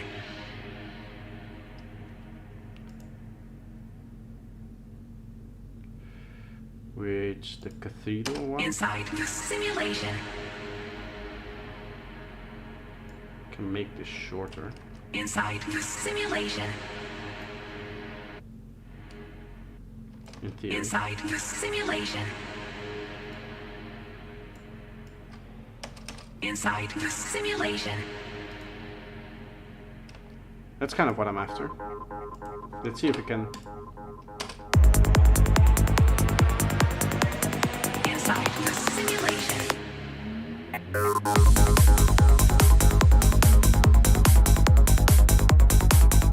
Sounds like inside this simulation. That doesn't really matter. Inside the simulation. It kind of does, because the end S gets, of the simulation part, gets played again in here, I think. But I don't think that really matters, because at the end of the day, the message is that we're inside a simulation, which is the important bit. Inside the simulation. Inside the simulation. Guess I'll make some space for it. Inside. Inside the simulation.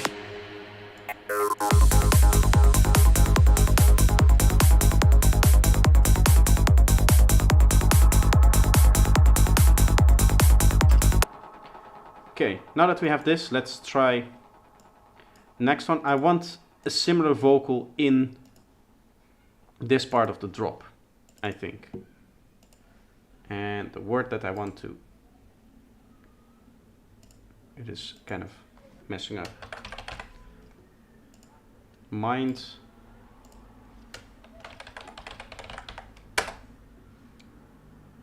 I need to obviously go like this. Okay, mind controlled, and then this one will go for full.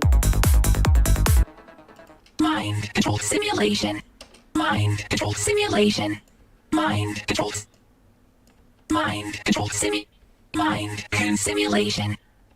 Mind con simulation. This one goes. Mind controlled.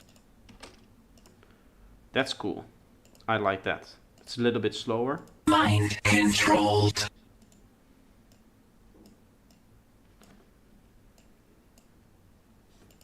Mind controlled. Mind controlled. It might work in there.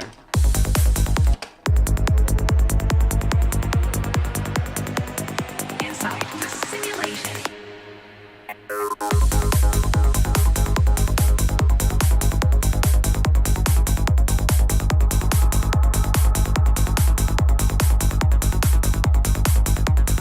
Mind controlled.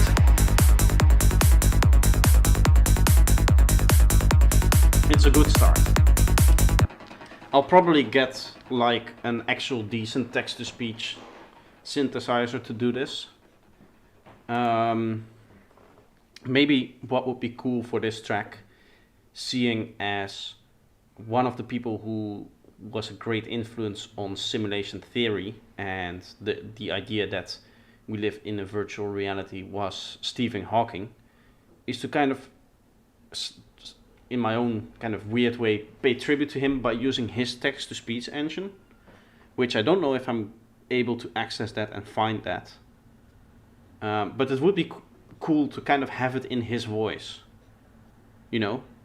Because he was, one of the things that he talked about was the idea of simulated reality and being in a reality like that. So it's like a very strange kind of tribute to him. Needs more leads. Yes, definitely. We're gonna make some more one-shots. Let's work on this area. Thank you. I don't know how long I'm going to continue stream though. It's been 2 hours. I want to take a quick break actually. So, oh yeah. Wait. I've done a mix. I made a mix yesterday for one of my tracks. It would be nice if maybe one of you could listen to it and see if there's anything that stands out to you guys. So on my desktop, time perception. This is the 3rd or 4th mix that I made for the album, and I just want to see while I'm gone, while I'm on my break, have you listened to it, see if there's anything that stands out. I think it's a pretty decent mix, but that's because I did it on my system, so on my system it's gonna sound good. So just see if there's anything strange out there, and I'll be back in a few minutes just to refresh my ears, and then we'll continue on with the production. Vladimir, you're joining just at the right moment. I'm just taking a break, man.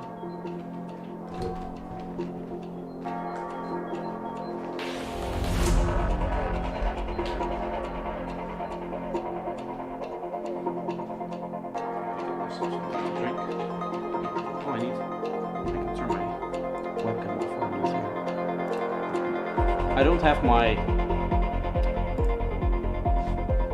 thing. The be right back Some days are short, while others are long. text How that come? I used to have. Is the speed of time variable? Or does our perception of time change with time itself?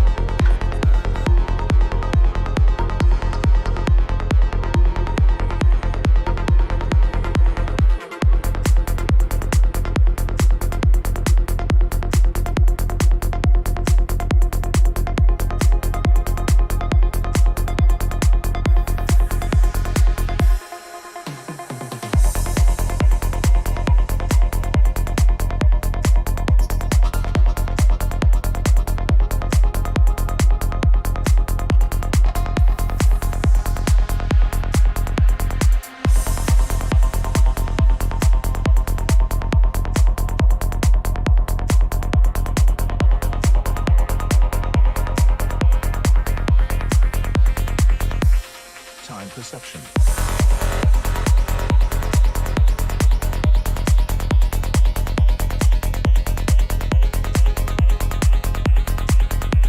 Time perception.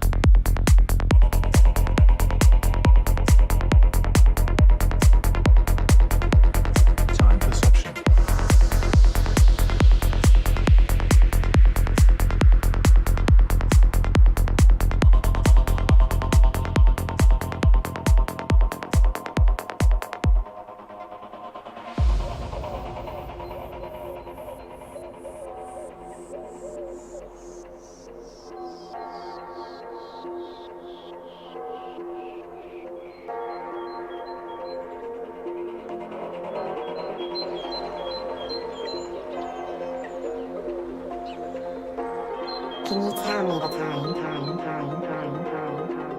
I feel like it's moving faster and faster and faster and faster and faster and faster and faster and faster and faster and faster and faster and faster and faster and faster and faster and faster.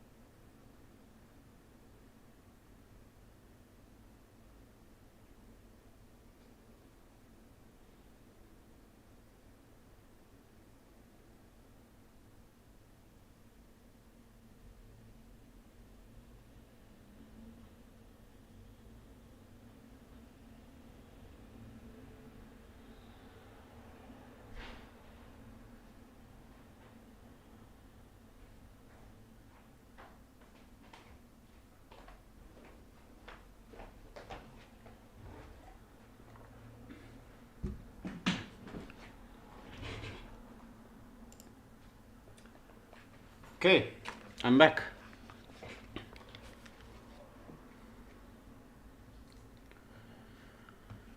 Bit weird, I think the kick is...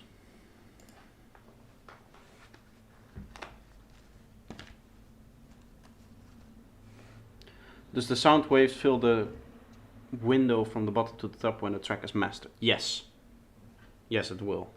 So, to give you an example, I'll pull up the old master for this track.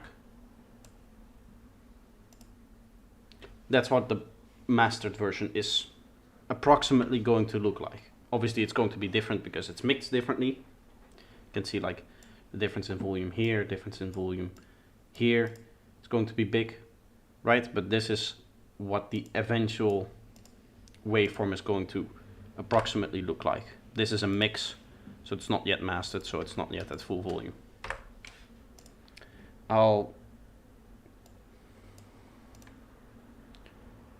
Male vocal seems too dry. What I'll do quickly, message redacted. That's a bit annoying. I'll see if I can do that, which should save that as a screenshot, I believe. Somewhere, doesn't it? Let me quickly check. That should put it into pictures, screenshots. Yes, perfect. Okay, so that means that I have that as a screenshot. When I go back into the mix, I can take this into account. But for now, we'll just continue to work on the track. And as I said, I want more one-shots in here. So I might duplicate this vocal thing over to here. But what I also can do, what I've been thinking of, is to take, I believe, this one. Yeah, this sound here. I up the filter a little bit. And give it a lot more feedback. Let's just go for 100. And we'll set the dry wet to 50 then. And then we can use this as a riser as well.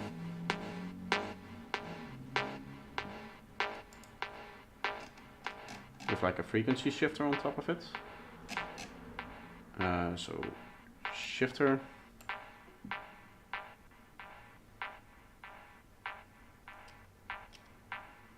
Let's just turn off the filter.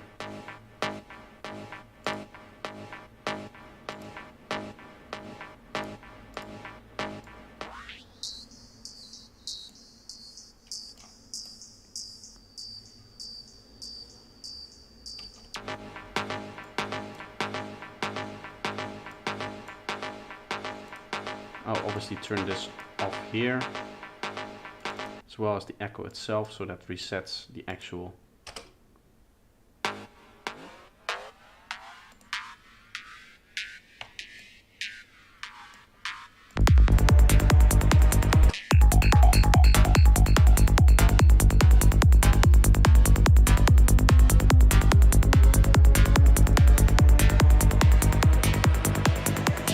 Inside the simulation.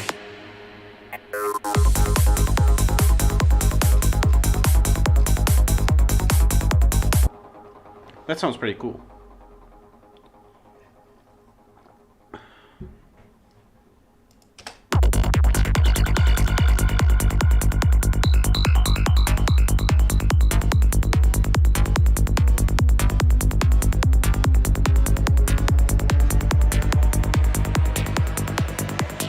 Inside the simulation.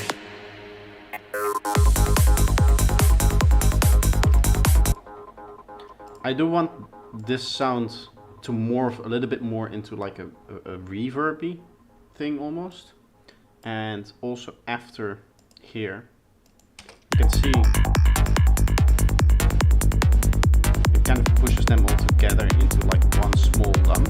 This might become a little bit too resonant. So in that case, we would need to use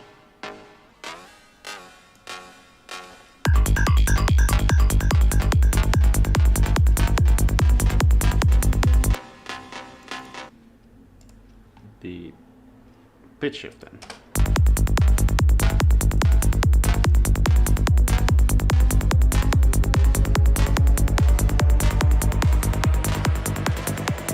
Inside the simulation. Might be cool to up the window size while we do this.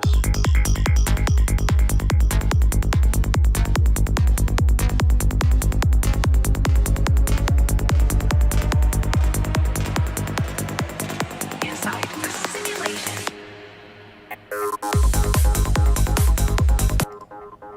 And then to wash it out, I'll use the dimension expander, which I didn't know got its interface updated, but it did, and it looks pretty cool now. We can up the mix to 100% and then up the size as well. And if I place this in front of the shifter, I think then the shifter should, because this change in the size would probably change, like have an impact on the pitch as well, because that tends to happen when you change the size of like a reverb and I believe also the dimension expander inside of Serum, and I think this is the same thing. So let's have a listen if this doesn't mess it up.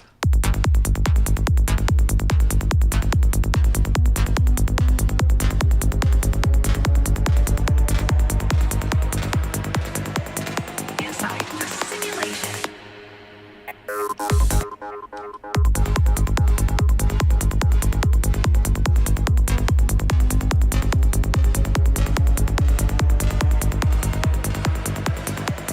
Inside the simulation. I'm just slightly up the volume of this thing as well. Wait, is this the X for VST? Yes.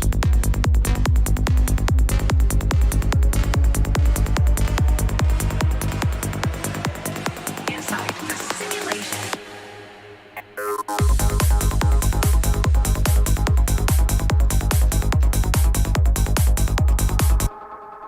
Quickly going to record this, because I feel like we're getting a lot more volume in here, which obviously we don't want.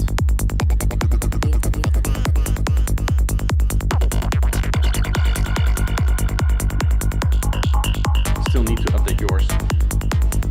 Yeah, it does. I don't think the algorithm changed. Like, I don't think it has more features. Inside the simulation.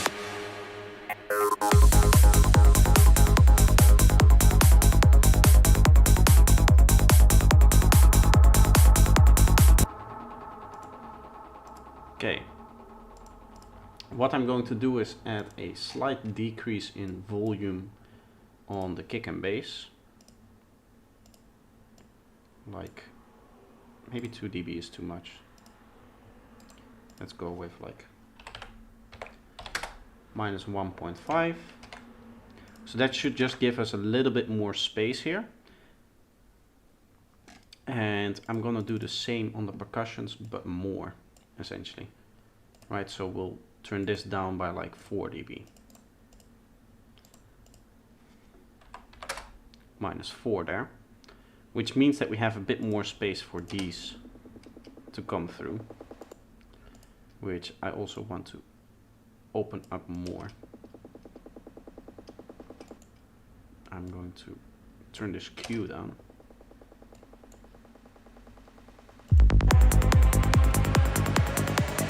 Inside the simulation.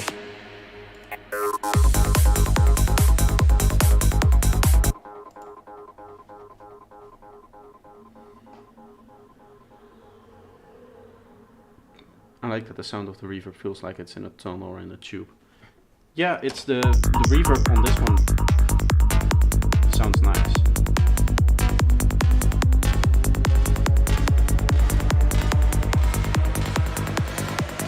Inside the simulation.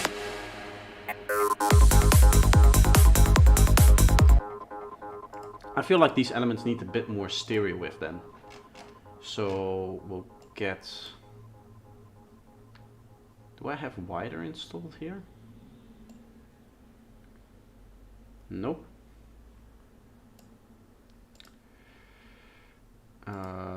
we'll just have to go for the old classic stereo spread. Set this up nicely. I think 30 bands should be okay. Nope.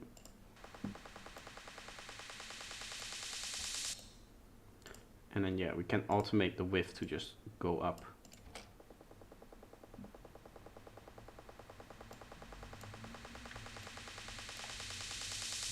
Simulation. And do the same thing on the reverb for this. I wanted to slightly remove like this part there.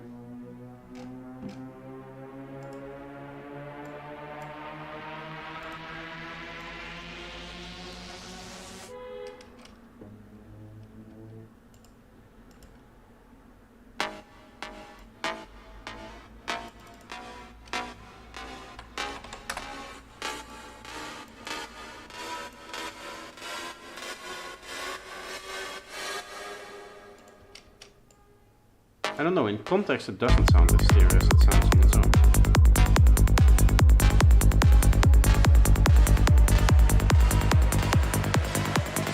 Inside the simulation. I would almost say that we could use this as knobs.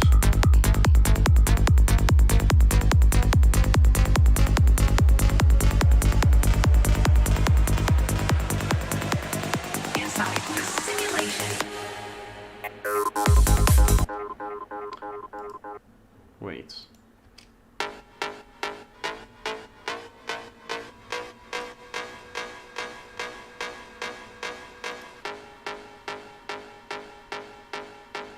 Does this not do... Does this only go in semitones?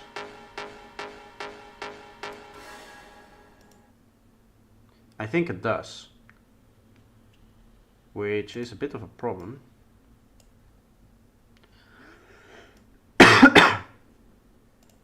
Let's try this pitch shift then instead.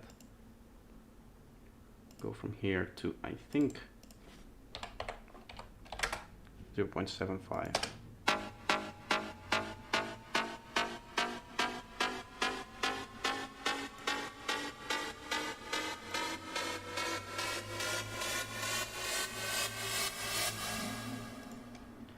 Can go up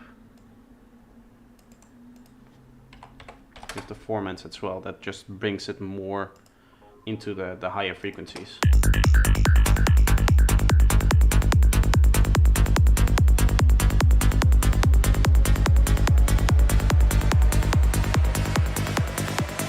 Inside the simulation.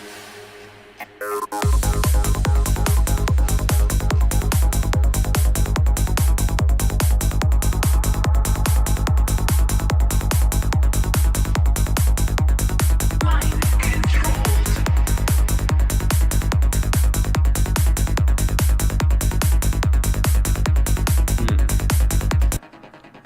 I'm thinking that this part is pretty full, so maybe we arrange the vocals like this instead. So I have this one here. Inside the simulation.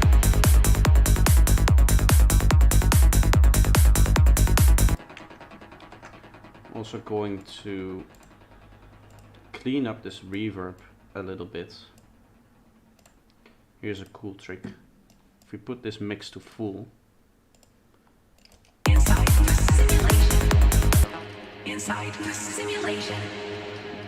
we can sidechain the reverb to the dry signal by putting this here, selecting itself. So this is 57 audio, and then go to post mixer on this one. Inside the inside the simulation. Inside the simulation. And we can also EQ out the reverb a little bit, because I feel like there's too much like lower mids here. So let's put this to low shelf and then just go like under 1K. Inside the simulation. Inside the simulation. Inside the Maybe even like simulation. this. Something like that. And we'll turn down its volume. Inside the simulation. Inside the simulation. Inside the simulation.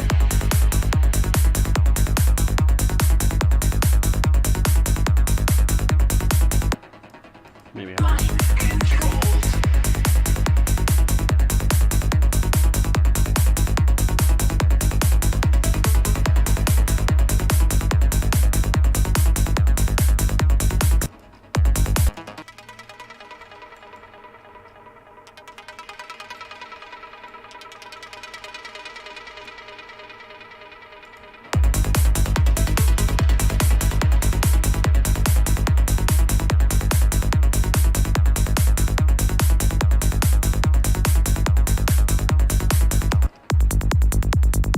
And we wouldn't put any one shots in this part, I would say.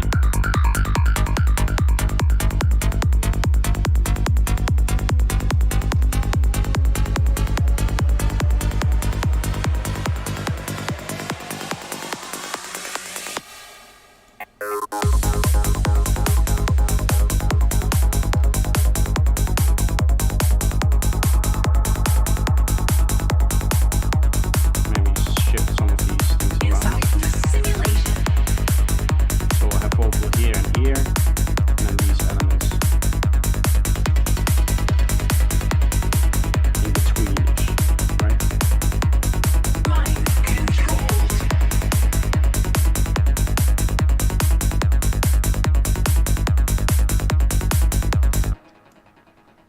They would need something there.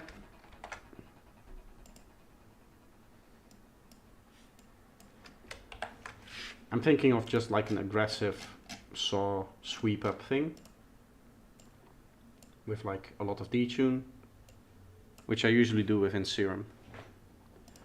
So we just quickly add 2 saws. The top octave is more detuned than the bottom one, so more voices, more detune overall. And then what you do is note like that, little bit of resonance, and just like up it like that. I guess the way I could do that is with an envelope.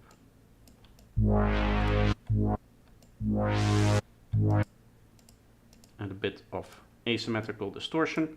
We use asymmetrical distortion in this case because I want both even and odd harmonics, which is done with asymmetrical distortion, instead of any symmetrical version like the tube or basically anything else apart from the asymmetric one and this X-Shaper asymmetric. They only give you odd harmonics, right? So only square wave, and I want this to be warm saw wave harmonic thing. So that's what you get then. Add a little bit of extra filtering.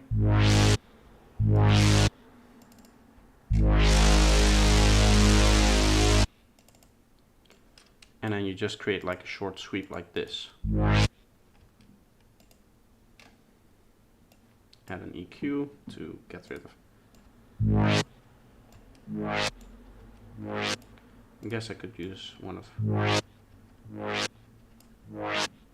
these filters like that. Let's try convolution here.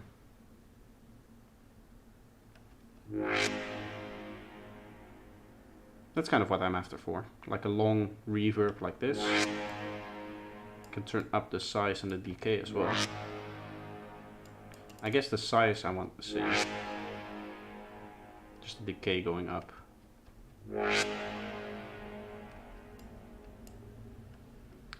Maybe the delay, maybe not. I guess I don't really want delay on everything. I know, shocking.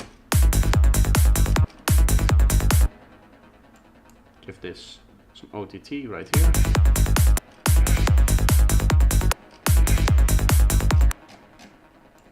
And then we push it into a saturator a bit.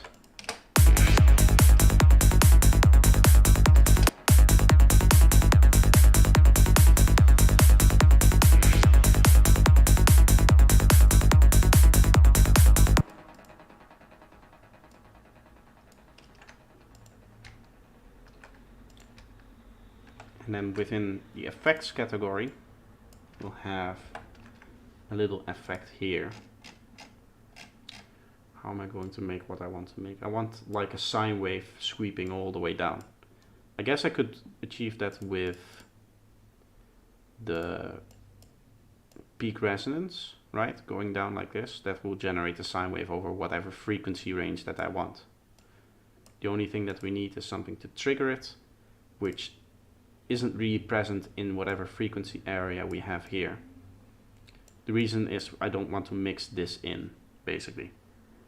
But we do need a sound to trigger it. So the idea would be to just put something like this in the bass register. And you get the self-oscillation creating your sound, not so much the sine wave. It does come in, right, towards the end, so we just cut that out.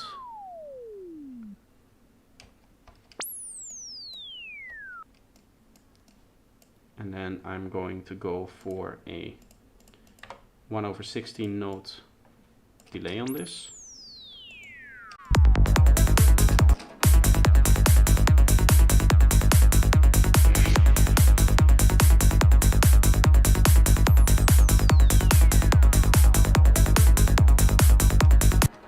That's a little bit too low.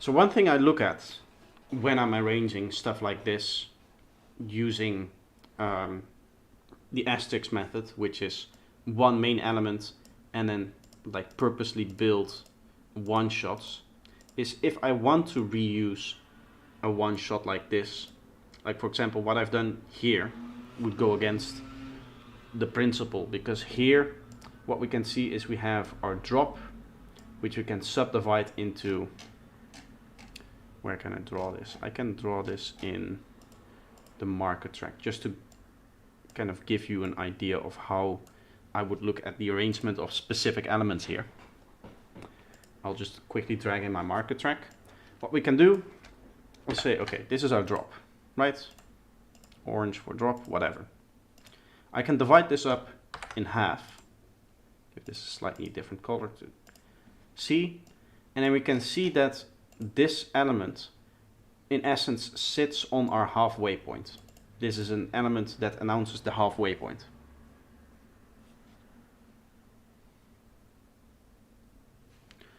Right? So with this in mind, if we place this in our marker track here, we would need to make another subdivision for this to line up with anything on our marker track. Which means that this is at the quarter point, I would call this, the quarter of our drop. Now in this case we basically have two sections of drop 1 and 2 in here. So I see this as two sections of drop kind of connected. Normally I would have another fill here. In this case I didn't went for that, I wanted a very long section of single drop here. But the principle still applies, in that here it sits on a different point than here. So that's what I'm a little bit worried about, because for me, the way I like to arrange, I like all of these elements to always sit on the same point in the marker track. So either we take this and just shift it forward to here, this does not have any automations, right? Yeah, it does. Okay, we'll put this here. That would align it with this. Let's quickly clean this up, like so.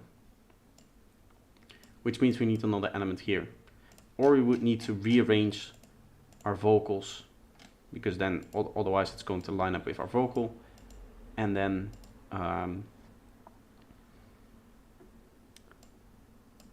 it's going to, you know, we could put this right here, and then we would need to change the way our vocals are arranged, which if I want our vocals to have the same kind of spacing, like I cannot just switch this to here, because then we have a vocal that is at the end of our thing and then at the quarter, which doesn't match up. We would have this sit right here to again follow our arrangement scheme. So this is kind of the way that I like to arrange my one shots and stuff like that.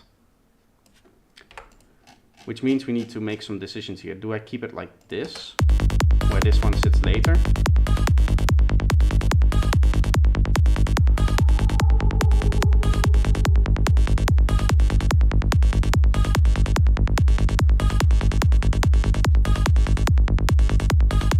Which might work because we have a variation there.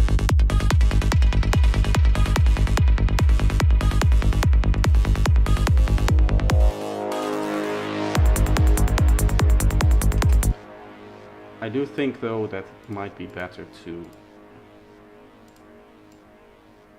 go like this, see if I can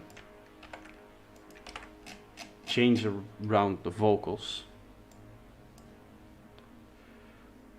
which would mean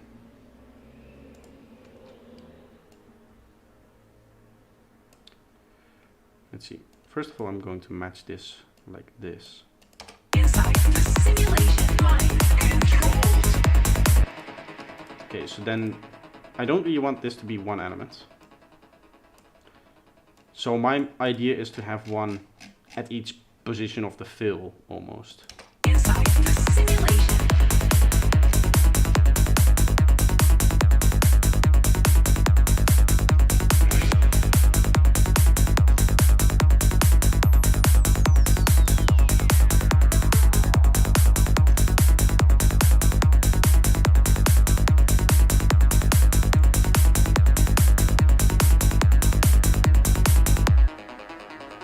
Mind controlled.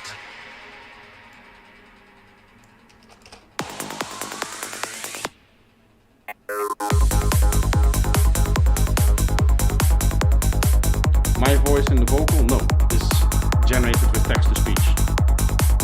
I'm going to replace those vocals, probably. So it's just temporarily for me to have something to arrange against. Once I have my actual vocals, obviously they're going to sound much better. Inside the simulation.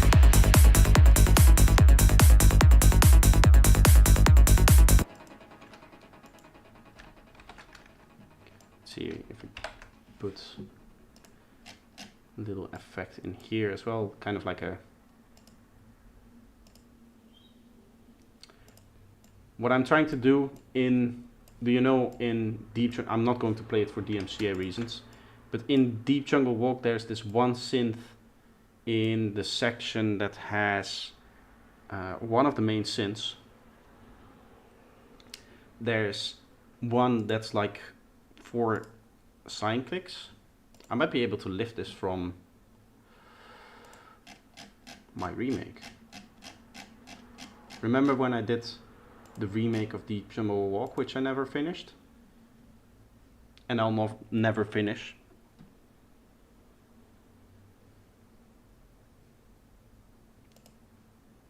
But I did do it.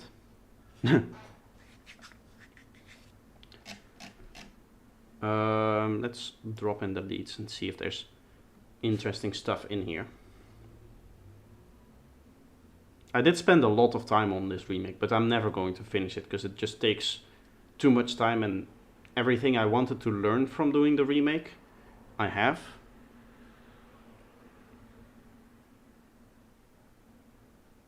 And I did the tutorial with it. I did the tutorial on like the main synth.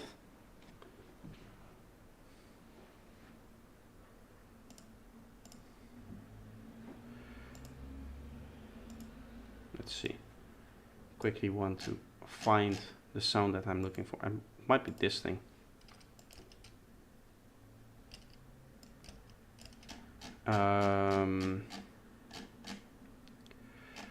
This needs to go to Leads.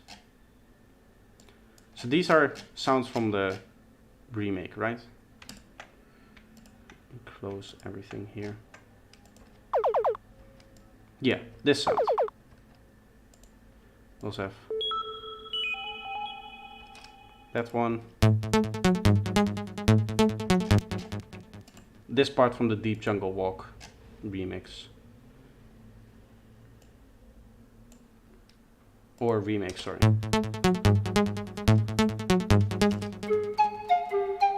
The one right after the break.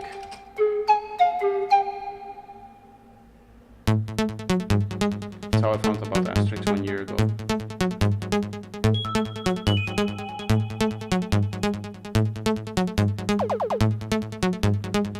You might recognize this piece. I spent a lot of time on this.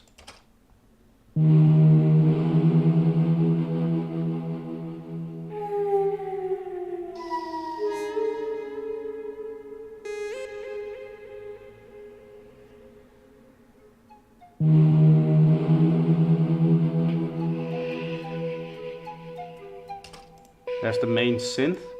The main synth, this one took so much time, actually.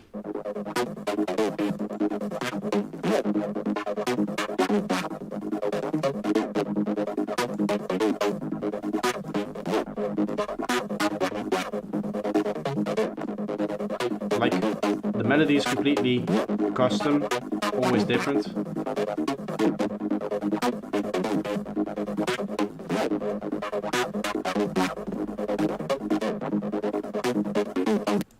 I did a tutorial on this sound, by the way, if you are interested in that.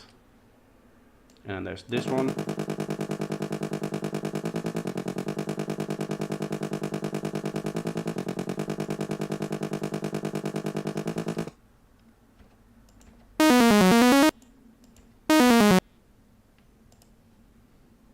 I'm just kind of looking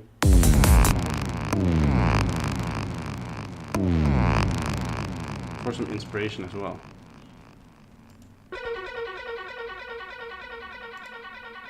This might be a cool sound to include. What I'm going to do is just drop all of the leads that I kind of want to include in this project in here. So like this.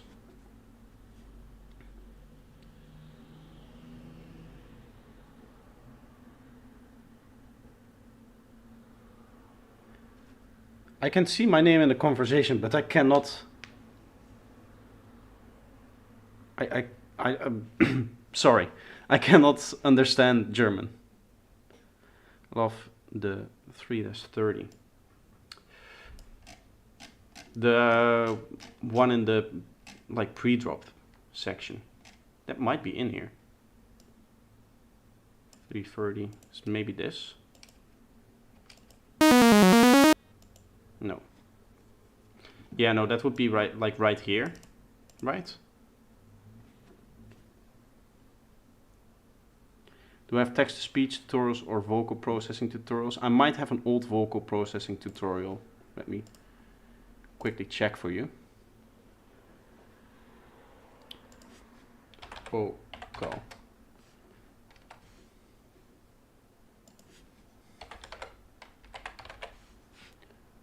4 videos with vocal to make psychedelic vocals. Let's make cool vocals with formant shifts. Oh, this is really old. This is Budapest stuff. Maybe both Hello, of them. everybody. I'll drop them in chat. You can see if they're any good. Yeah, he did the text-to-speech. How to get better text-to-speech from Vital. That's what Dash did, and that's the technique that we're using here as well. But these are things that I did with vocals. Now, I don't think neither of them use text-to-speech. One is processing and one is generating, or like making it while recording your own voice. They're both very old. They're both very bad, in my opinion. But obviously I look back at my own tutorials, seeing all of the flaws, you know?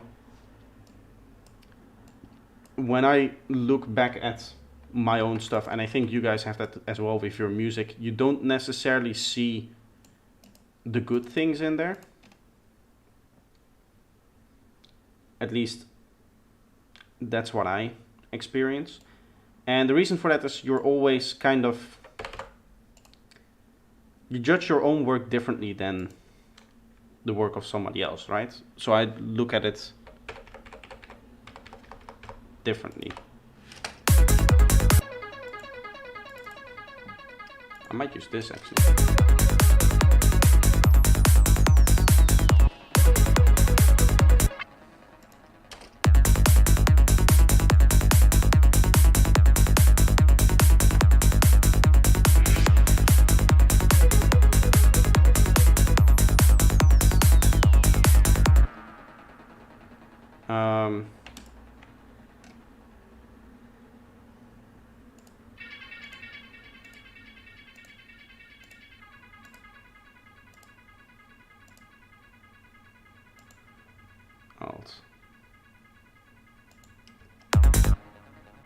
Going to quickly set this to low pass.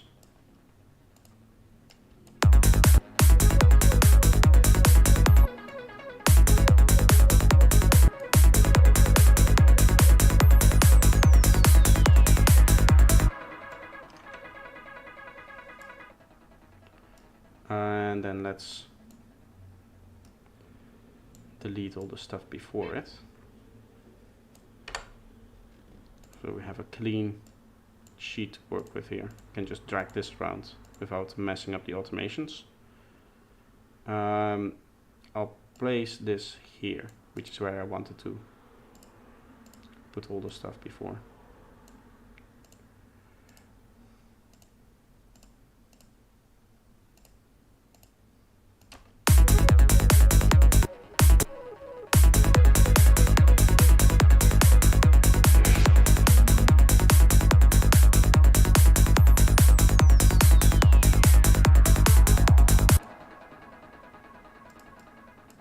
Right there, it's going to turn off like this. Nice.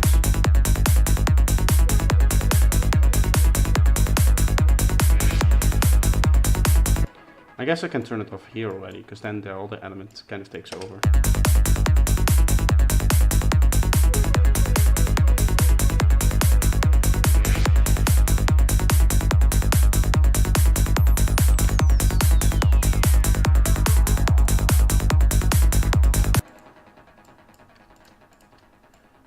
This.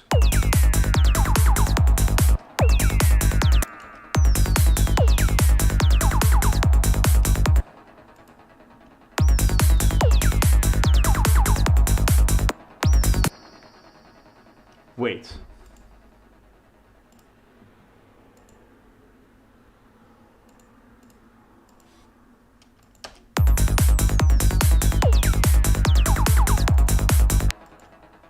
Why is this pitching?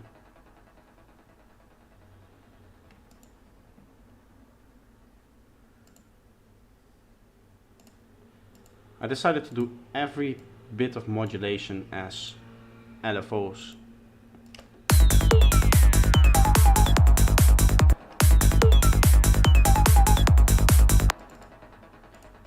Instead of using automation, I decided to do everything as LFOs. Okay. Going to just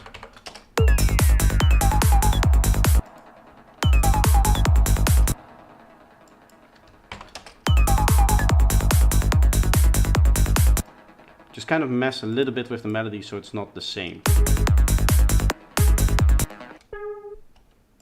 Which means that this one also doesn't work anymore. For some reason. Ah, no, wait, I messed that up. This one.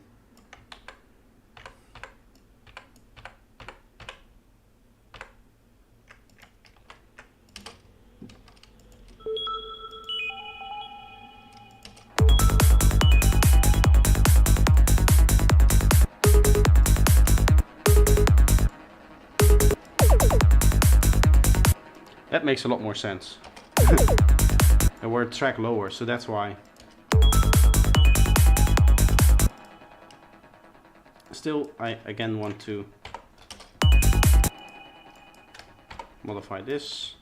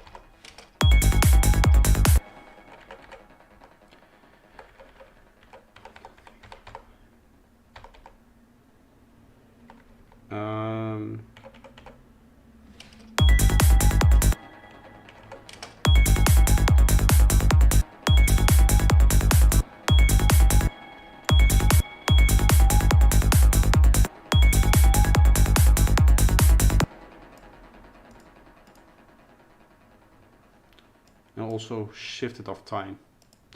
The idea is that I'm using something that I created for a remake, which means that this is very accurate. It's basically the same melody, the same timing, and the same sound of Asterix Deep Jungle Walk. I remember specifically that this sound came out working very, very well, being very close to the original. So obviously I don't want to just steal that sound, right? Like for one, for DMCA reasons, but also like, I would say almost morally, I wouldn't want to just use the same sound as Asterix and call it a day. So that's why I'm making changes to it now. Even though it works in the original, I want to make some changes to it so that, you know, it's just different.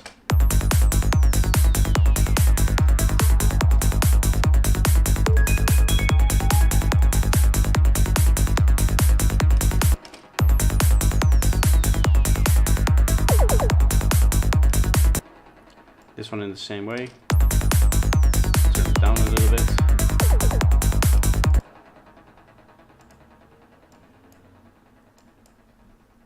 Going to flip them around.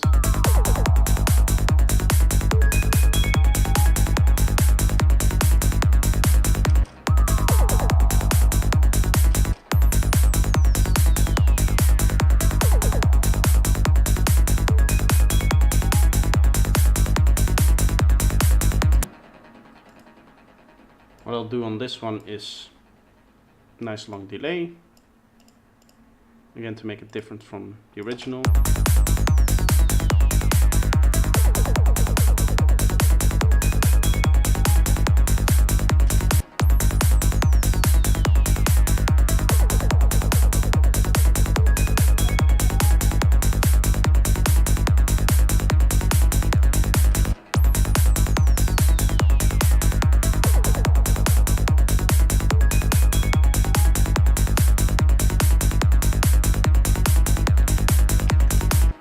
Now theoretically I could again do this one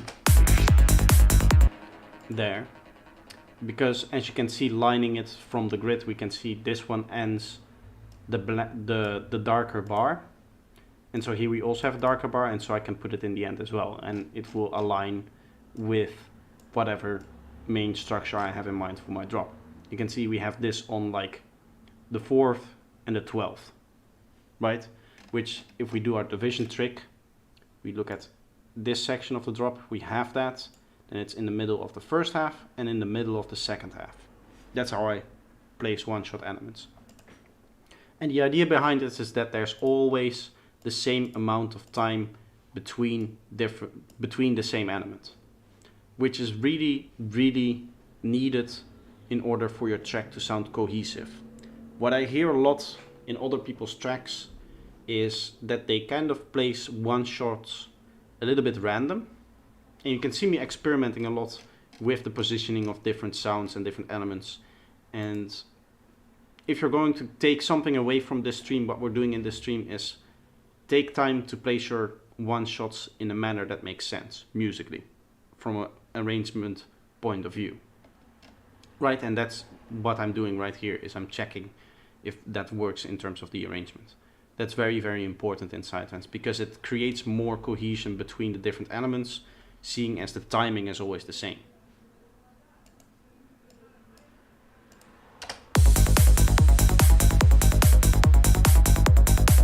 Another thing that you notice is that there's all of these elements fit in the second bit, and then we have different elements in the first bit.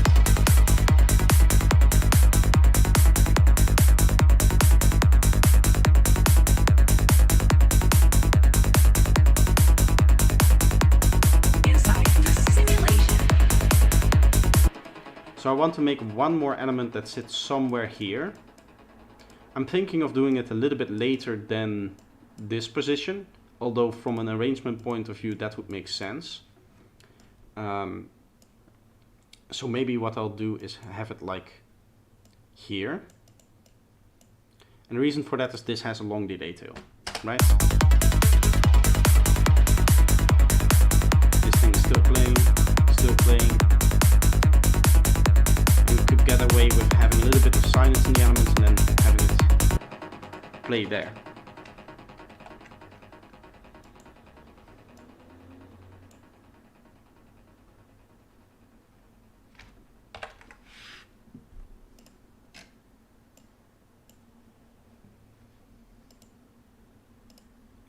I guess I'm gonna go for an FM rising synth is my idea here.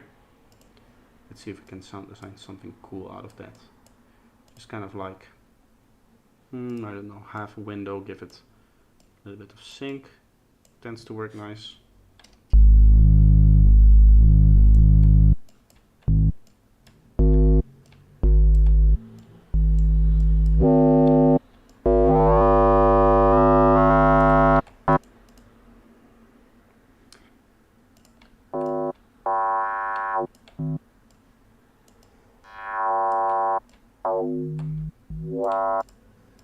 I want some warmth in there, so we'll add a bit of drive here. Put the mix on there as well, so the effect comes in a little bit later in the macro modulation.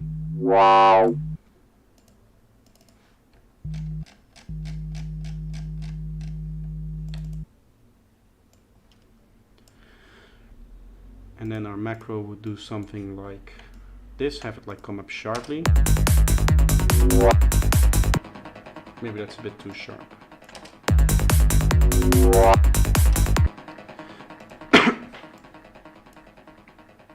And then for a delay, I'm going to go for, let's do dotted quarter notes. Inside the simulation. Inside the simulation.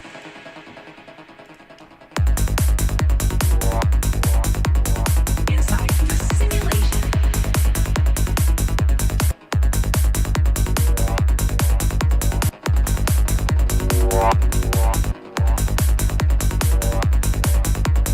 Inside the simulation.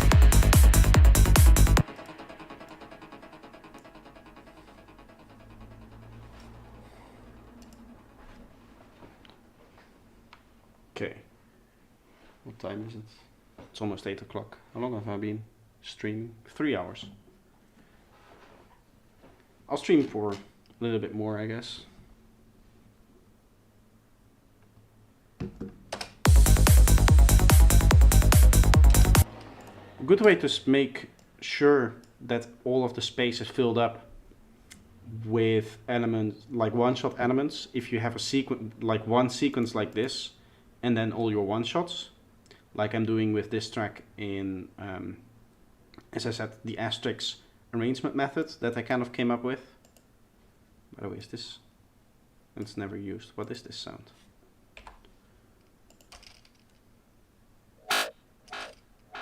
Yeah, I'm not going to use that, I think. To make sure that your one-shots work in terms of the space that you have, what you can do is just turn off your main sequence and see how is the space filled up.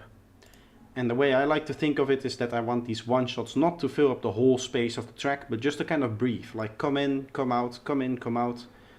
You know, just add some interest to certain parts and not the whole section. So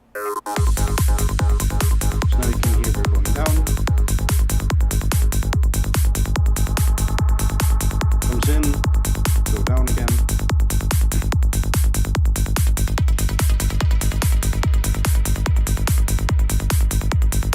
You can definitely hear in places like this that we're lacking a few elements, but that's what the sequence is doing. Inside the simulation.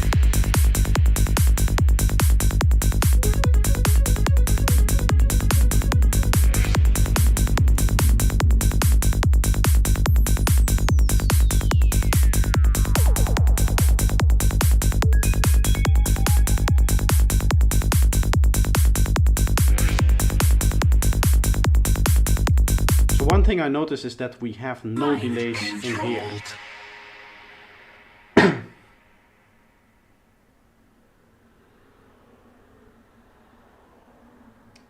Having a big screen makes things easier. Yes. Oh, when I used to do things on my laptop, it was so annoying.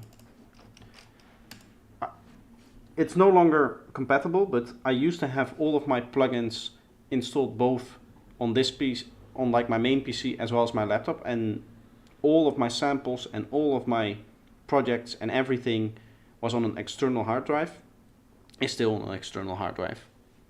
And what I would be able to do is just unplug the external hard drive, plug it into my laptop and open up the project again, which was very nice from a point of view of creativity, because I could just take my laptop to like a creative spot.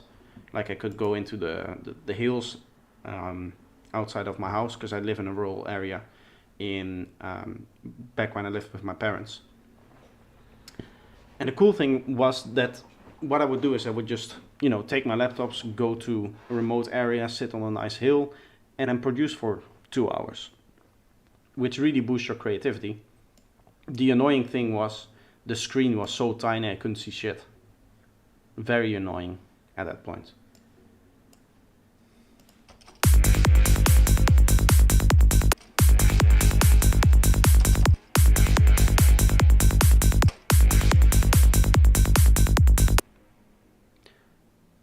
How do I back up my external hard drive? I have another external hard drive of 4 terabytes that I threw everything on. And it's just like disconnected somewhere in my closet. And every once in a while I just throw everything on there. For $70 you can back up basically your whole system.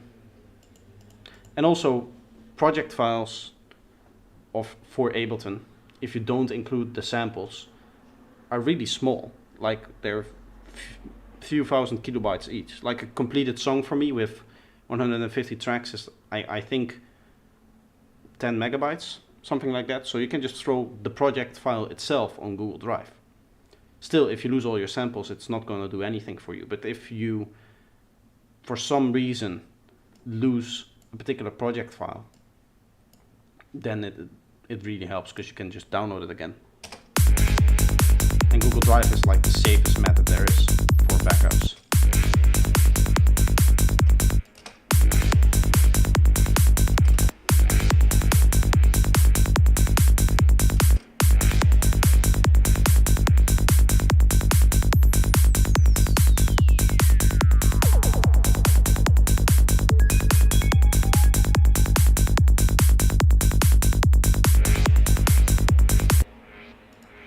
I think it's time that we put some sidechaining on some of these elements.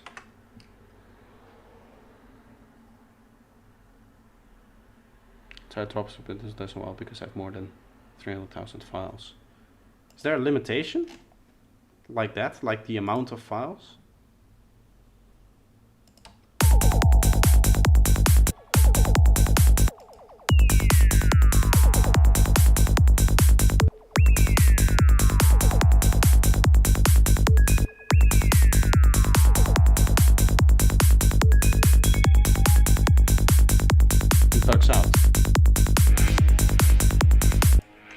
I didn't know that. To be honest, I don't see why that would be an issue.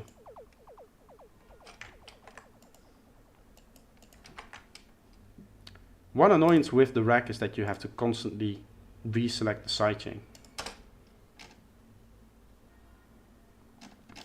One thing I might end up doing is moving my sidechain trigger to the bottom of my project like this, because in Ableton, if I say that I want to like sidechain this thing here, right? Place my sidechain. If I open it up now, right, it's instant. I can just go up like this. It's annoying having to deal with a sidechain trigger that's all the way at the bottom, but I might end up doing that. I'm not going to do that for this project yet. First thing I'll do is see if there's a method that I can just copy paste over a compressor inside a rack and then have it remember the sidechaining.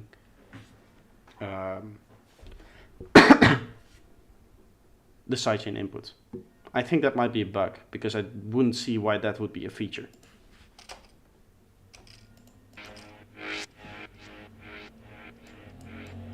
Tone down the sidechain a lot.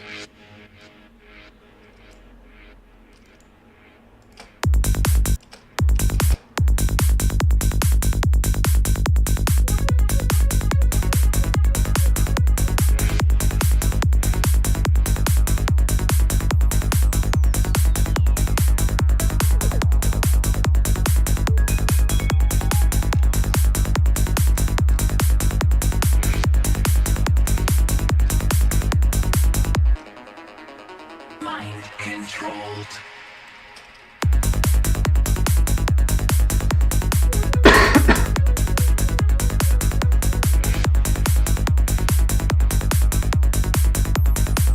Say for 7 dB, that's maybe a bit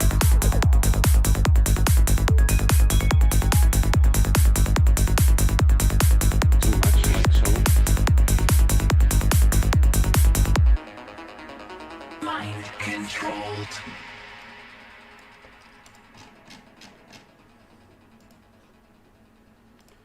Okay.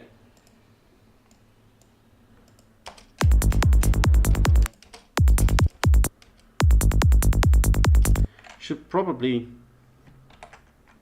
record this 140, because then I can just play the build-up from anywhere.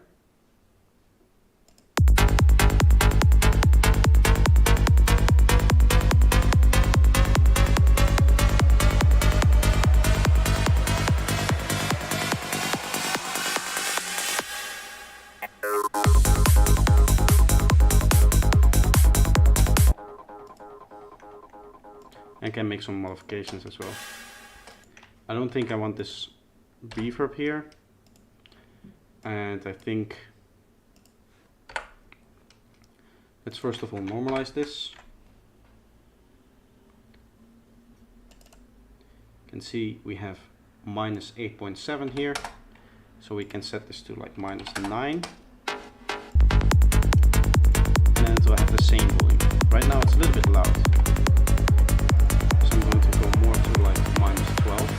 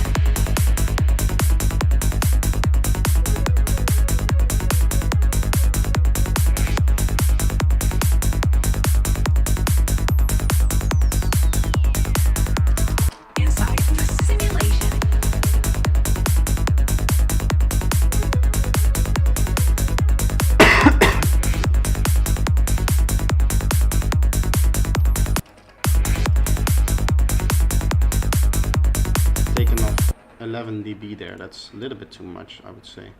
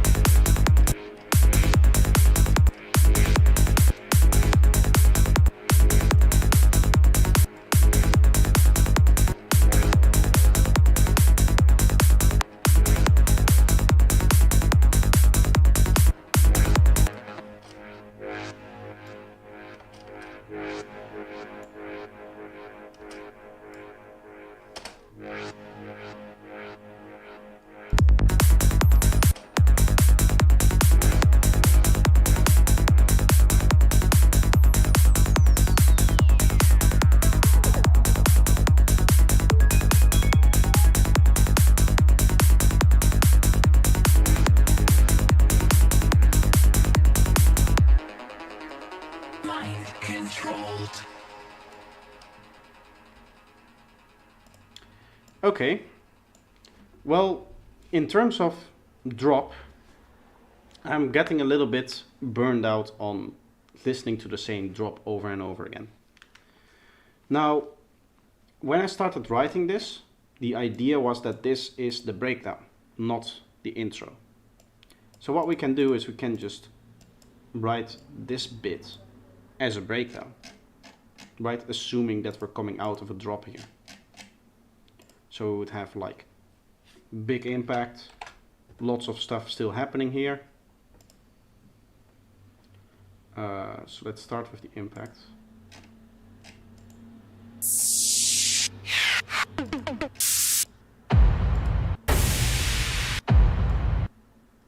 Maybe something, why is this MIDI? Something like this. Probably around -18, and then we'll probably go into a pad. Now the idea is we're gonna rise in energy up until this point, and then everything is going to like fade out, delay tails into this. And this is where the sub bass also comes in of this thing.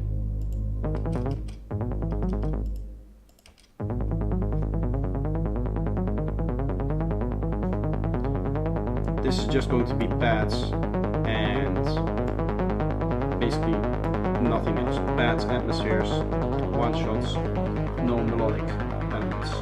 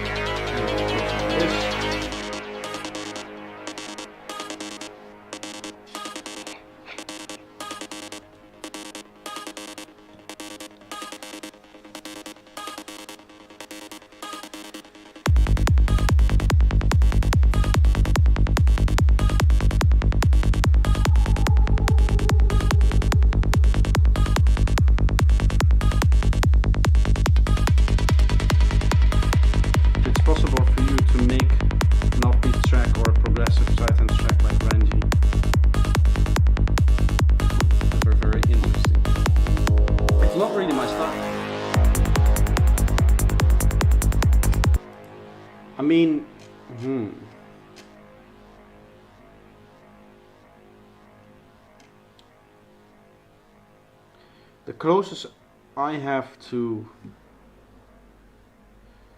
progressive, like I don't really have a Ranji style. I have this one. Let me see which one is the longer one. This one, the new one, obviously. So this is a track we actually worked on stream. This is very loud for me. I hope it's not loud for you as well. I can turn it down 8 dB.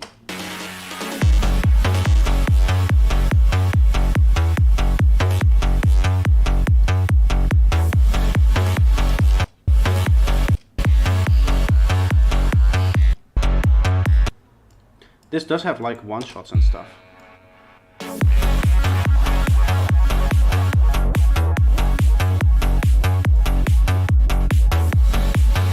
Maybe not in this part.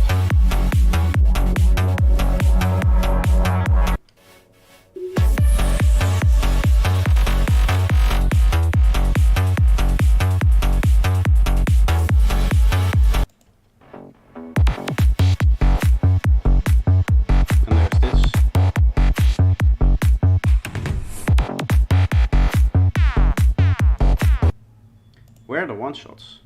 I know for a fact that there's here.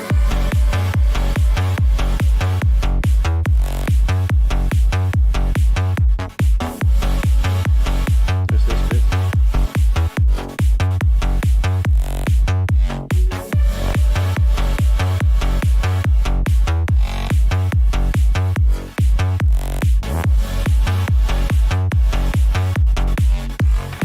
To be honest, for today I'm pretty happy with the track that I'm working on now.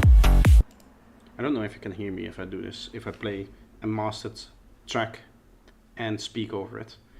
For now, I'm pretty happy with the track that I'm working on now, so I'm not going to switch over to this track to work on. What I can do is quickly look up the streams in which I worked on this track. If you are interested in me playing around with that track, then I can, because I do believe that this was in the time of me streaming on YouTube.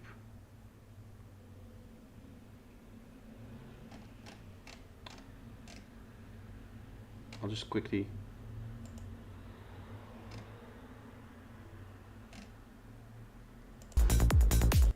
no.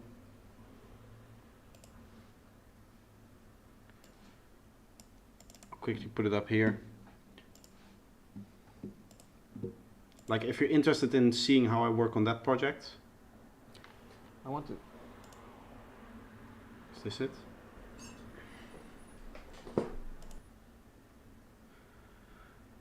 I don't think this is that stream either. It's gonna take a little bit for me to find it. Load length so that it's It's right now Inception right now. This is not the project either.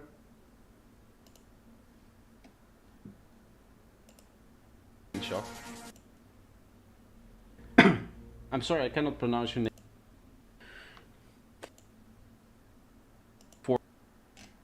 No. This was back in the time that I did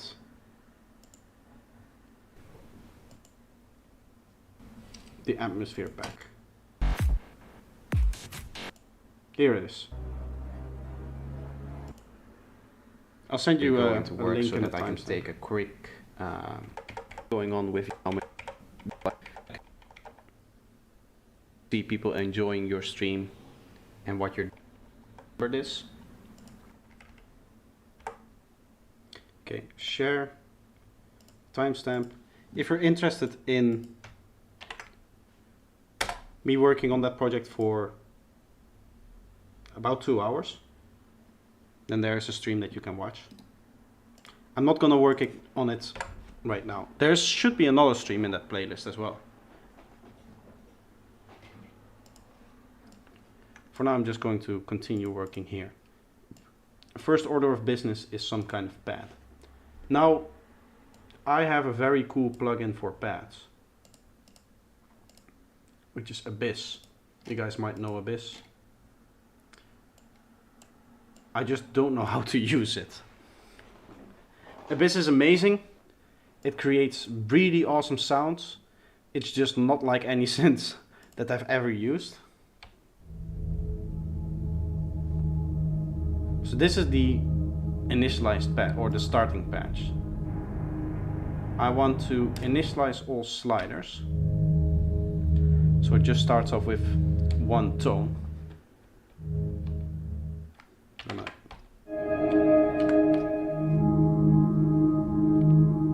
Is the stream ending? No. No, the stream is not ending. I guess I'll do another like maybe like 45 minutes to an hour. I think Portal VST could also be good for pads. Isn't Portal an effect plugin? Is that a synth plugin? I thought that was like an effect thing, almost like Black Hole. What is transients? Transients are short bursts of very loud sounds directly following silence. So for example, if we zoom into a kick drum, this would be a transient because it goes from silence or from a very quiet sound to a very loud sound. In the context of vocals,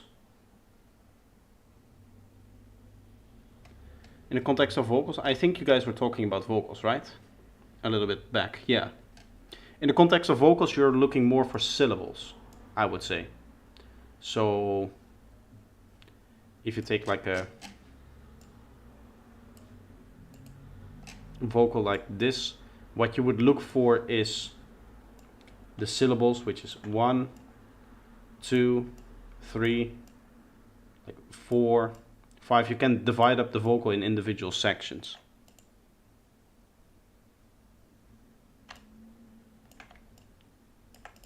Transients don't really apply because it's not like a drum loop, right? In a drum loop, again, our kick, for example, you have this really sudden going from silence or almost silence in some cases to a lot of sound.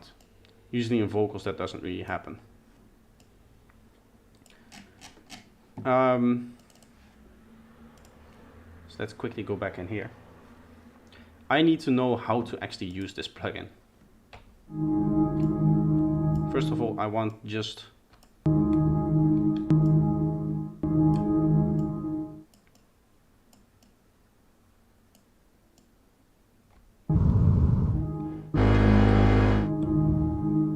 okay, so apparently this is modulating the position because I am currently over the position. Okay.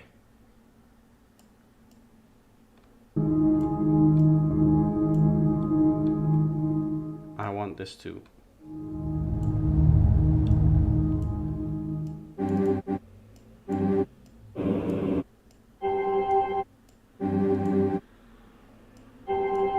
okay, so I want to change this sound.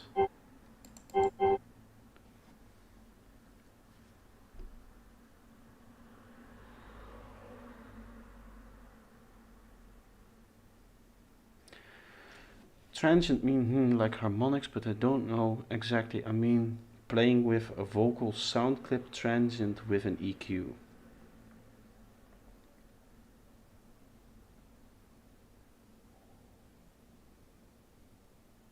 Playing with the mid-range or high.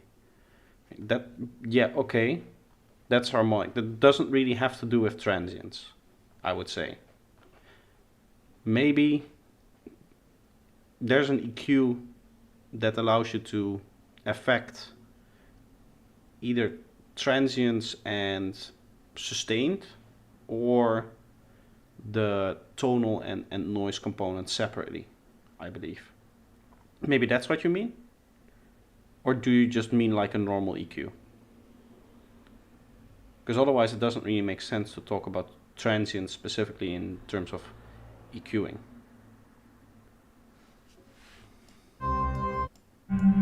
Okay, so I deleted that point, which is good, what I wanted.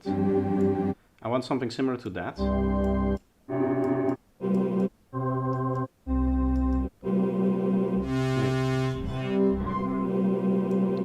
Okay, now say I want to place this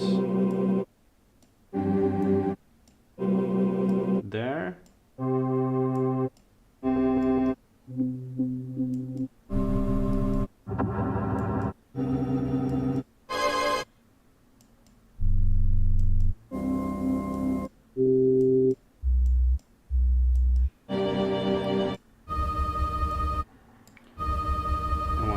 This here.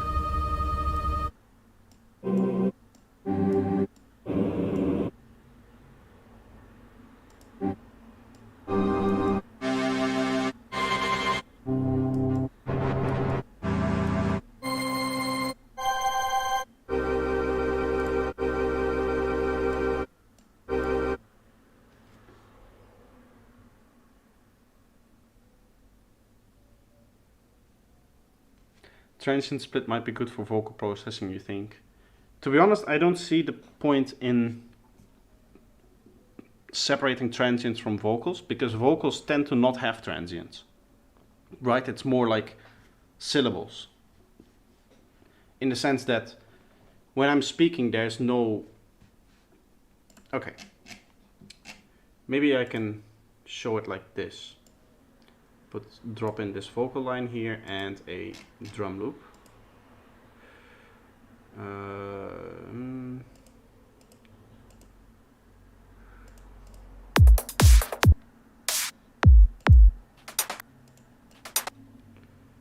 Like if we look at these two loops, what you see here is that there's no distinct peak going into something smaller, right?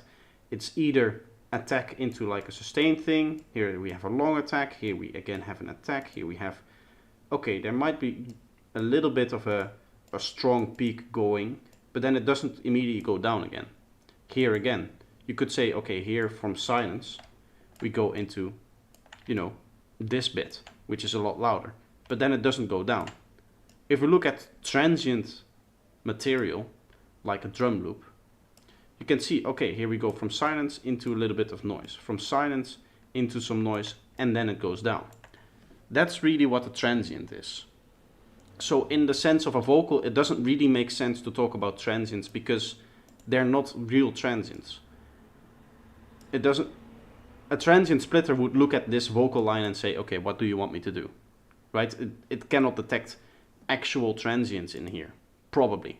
It might detect here or there, you know, like this bit, it will detect this, and it might detect this, and maybe here as well, same way, and that the transients are detected up here.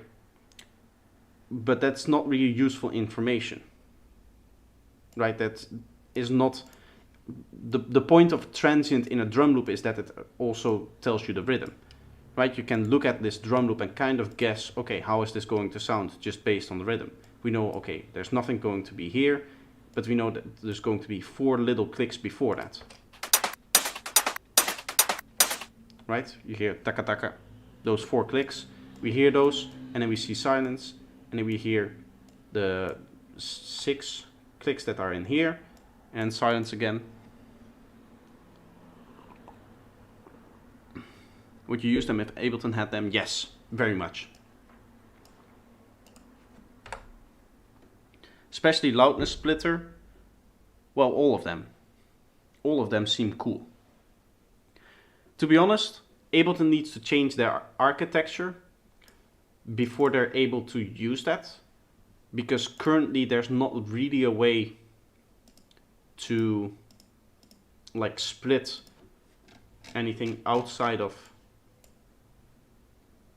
maybe having multiple tracks in an audio effect rack.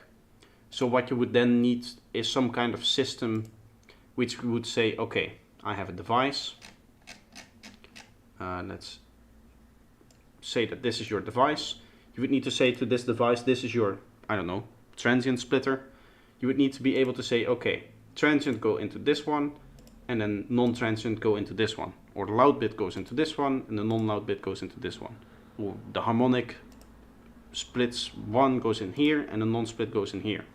Currently, there's not really an architecture set up for Ableton to do that. So, I hope that Ableton gets something similar. I hope Ableton draws inspiration from Bitwig, seeing as it's losing a lot of market share to Bitwig. I hope that they do something with that.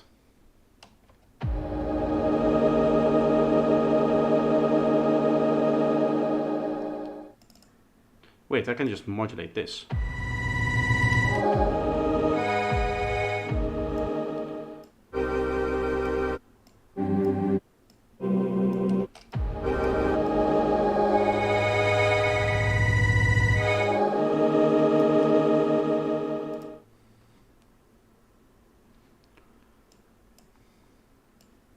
By the way, is there like a unison parameter in here? Let's give a little bit of dirt, I guess. Maybe these effects.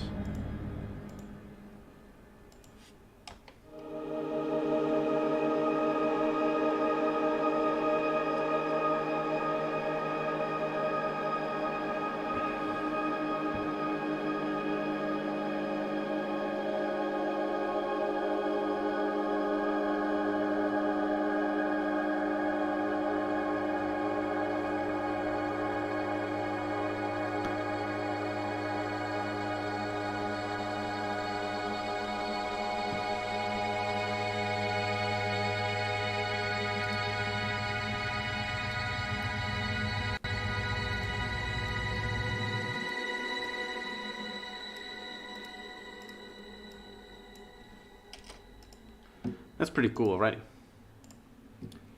Want to set the volumes.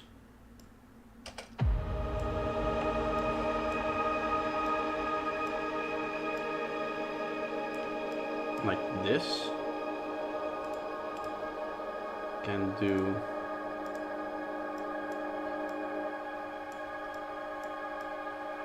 slightly going up and then down again, like that.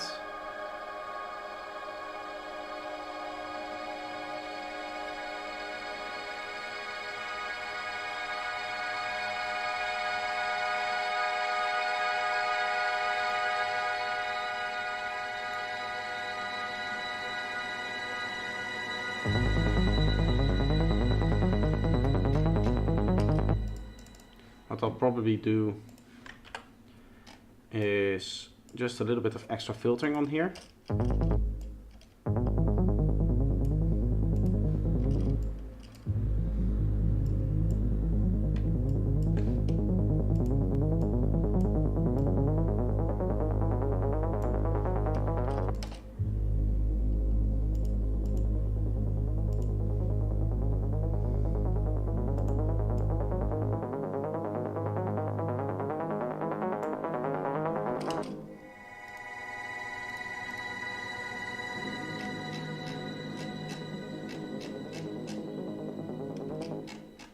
Thinking of, instead of this part having the sub bass,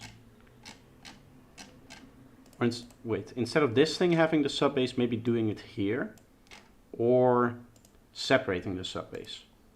That's one thing I'm going to do for sure, but I'm not quite sure in which section I want to put it.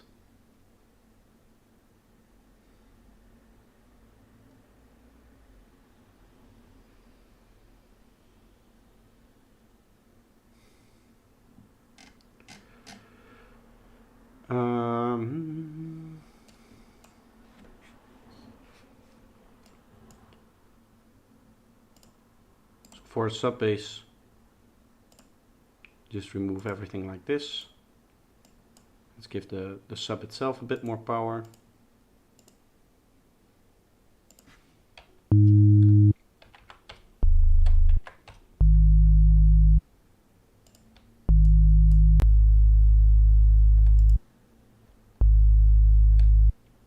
And give it like 4.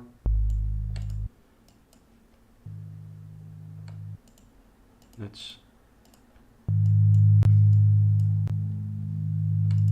gain stage that and then add a sub. This would be like then the sub bass. Maybe I would place it here though, still.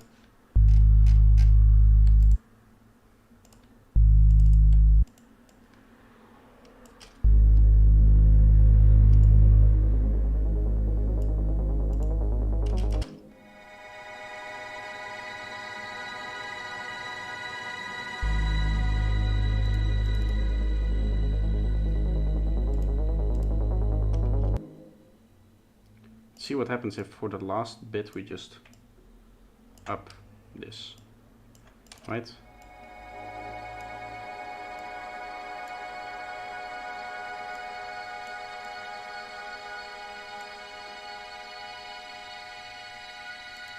Obviously there's going to be a lot more different things here.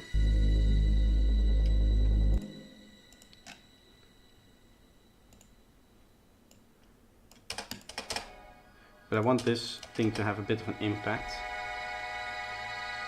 which we can do by changing the volume as well.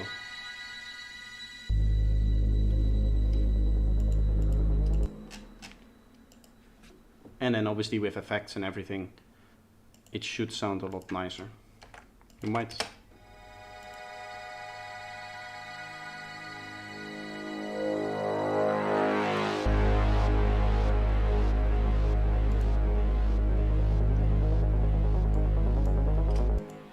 I don't want to use that too much. I don't think I'll have that there.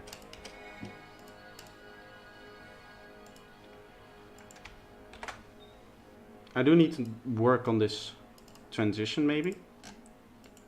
Let's see if we can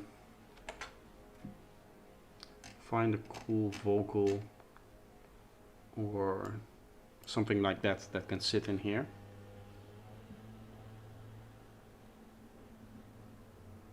Omnisphere still takes a long time to open, whatever kind of PC you have.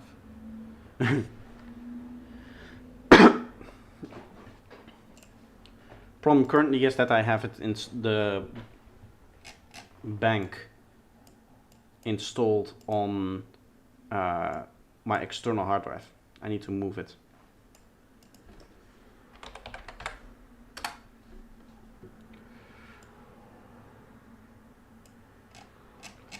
Maybe I'll go with a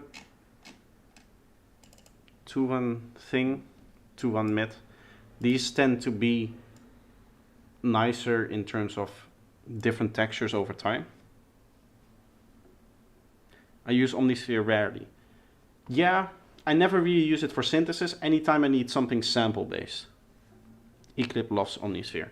I love it too, but anytime I need something sample based. So for now, like I'm looking for a vocal, I'll always go for Omnisphere when I need something like this, right? Oh.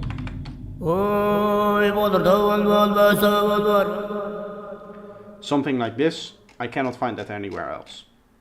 Or if I need a very specific complex pad that I know is in there. The problem with Omnisphere is that there's so much stuff in there that for me, getting to know the synth and getting to know which sounds are actually good just takes a lot of time, because you're gonna spend a lot of time going through all of the stuff that you don't want. And synthesizing in this thing is just, I mean, look at it. It's not like it's not Serum, right? It does. I don't know how the modulation system works. Even though there's things in here, I don't know. Okay, how do I target things and stuff like that? How does it work? It's not. There's no cool visual representations in this thing. It is because this is based on Omnisphere 1. Right, this is the version 2 with the browser on the side. But because this is based on Omnisphere 1, which was released in 2008 or something like that, 2007, all of the systems that it uses to synthesize are very, very old. And therefore for me, it's not something that I'm used to work with. So for any quick sound design, any idea that I have in my mind, I cannot really use this synth. I've used that on a different track.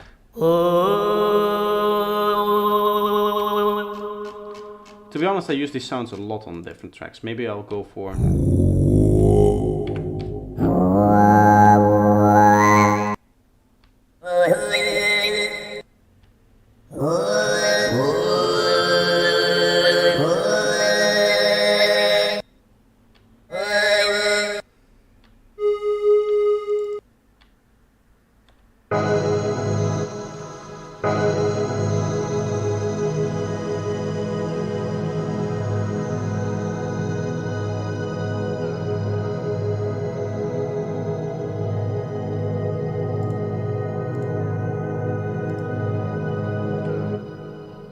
I do like this sound.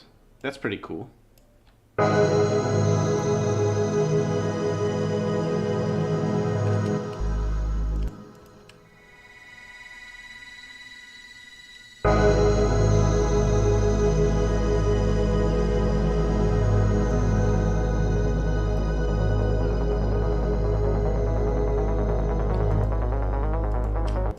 Maybe I'll use this here as an extra layer.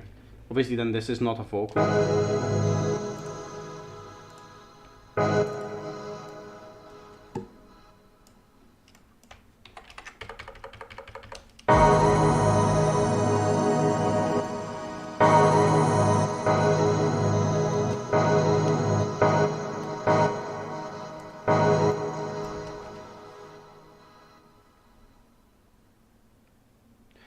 People like UV Vulcan and also Dune 3, but I haven't seen much of them. UV Vulcan has the same issue. UV Vulcan is an immensely complicated synth.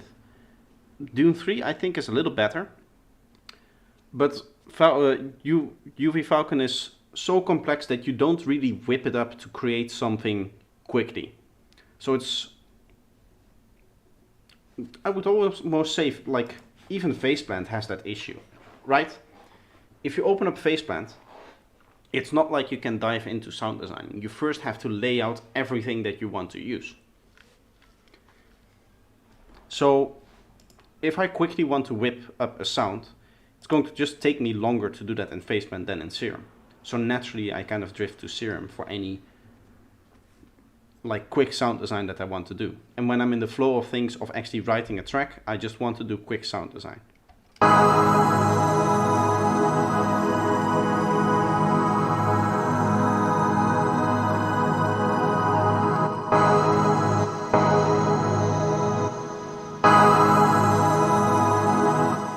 I'm going to separate these notes.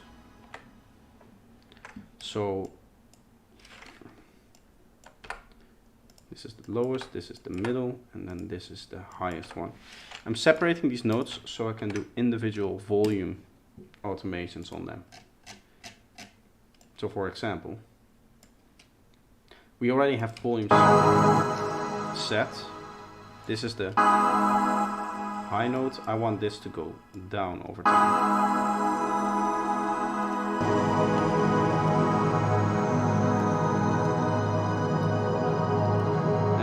Come back a little bit louder here.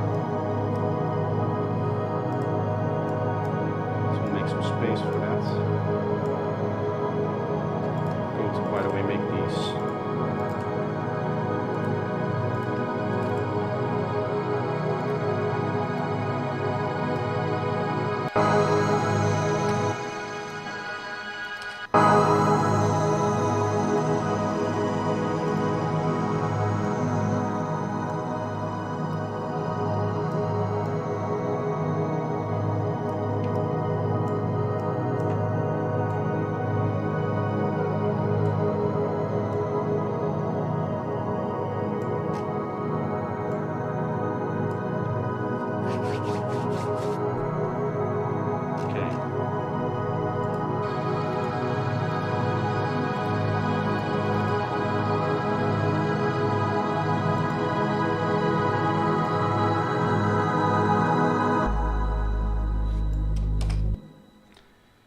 apart from the transition, that sounds really cool.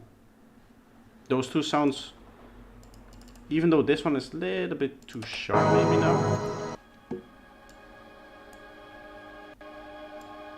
Like, let's have that focus sit a little bit more on this area.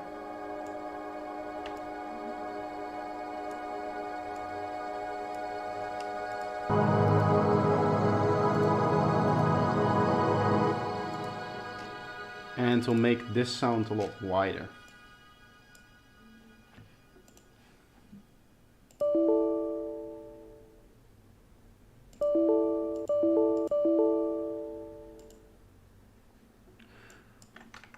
I'm going to save before anything crashes. That was scary.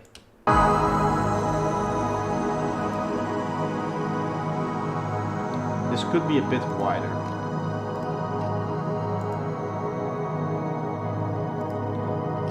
To be honest, I should just delete Signalizer from my template.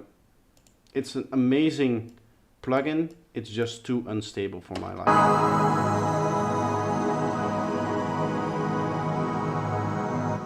Right, I can get this up to 100 with the stereo processor.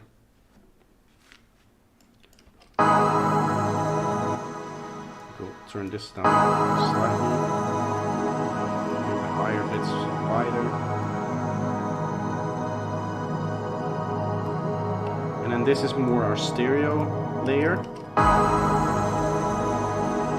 where this becomes more of a mono layer.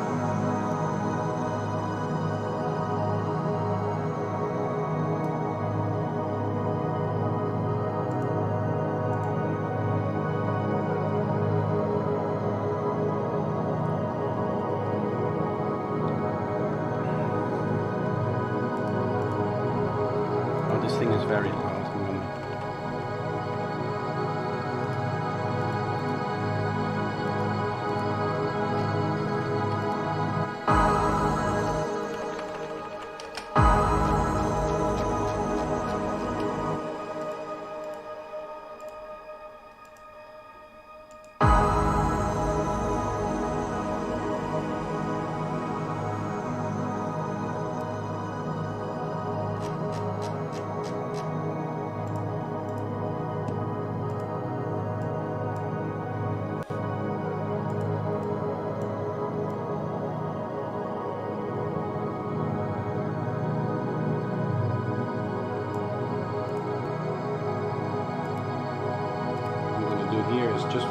the lowest harmonics, and then from the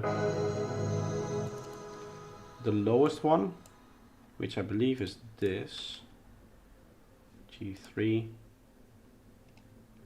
G4. Yes, this is the lowest one.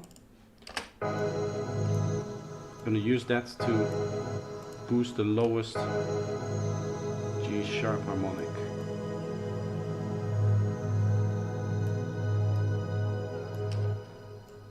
Although this harmonic isn't really stable, like it's wobbling, right?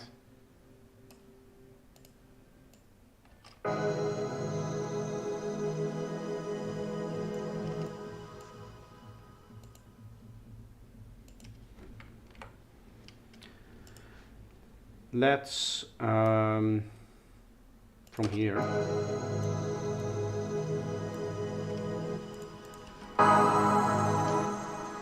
remove the higher two ones there, mid-range, and then have this one mid-range boosted, so it's like just one of them gives us the mid-range.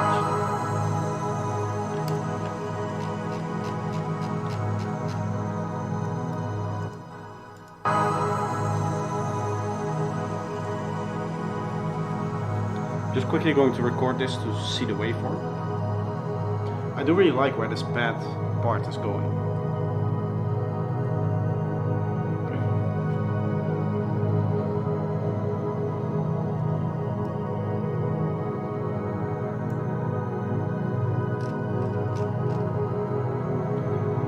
But we still need something to transition.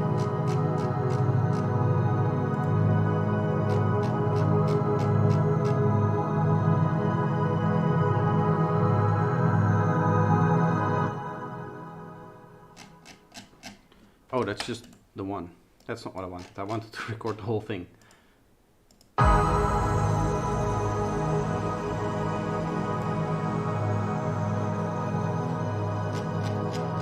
want to slightly turn down.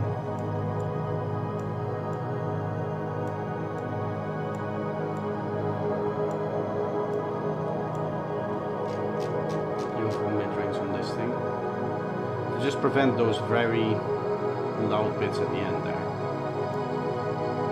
This is our break after all, so I don't want it to be too loud.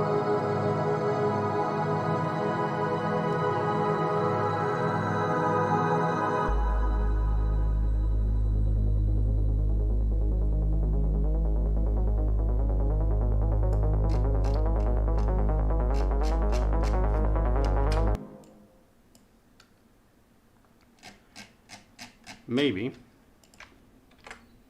we can just use a delay. I know it's like the simplest solution, but if we just put a long delay on here,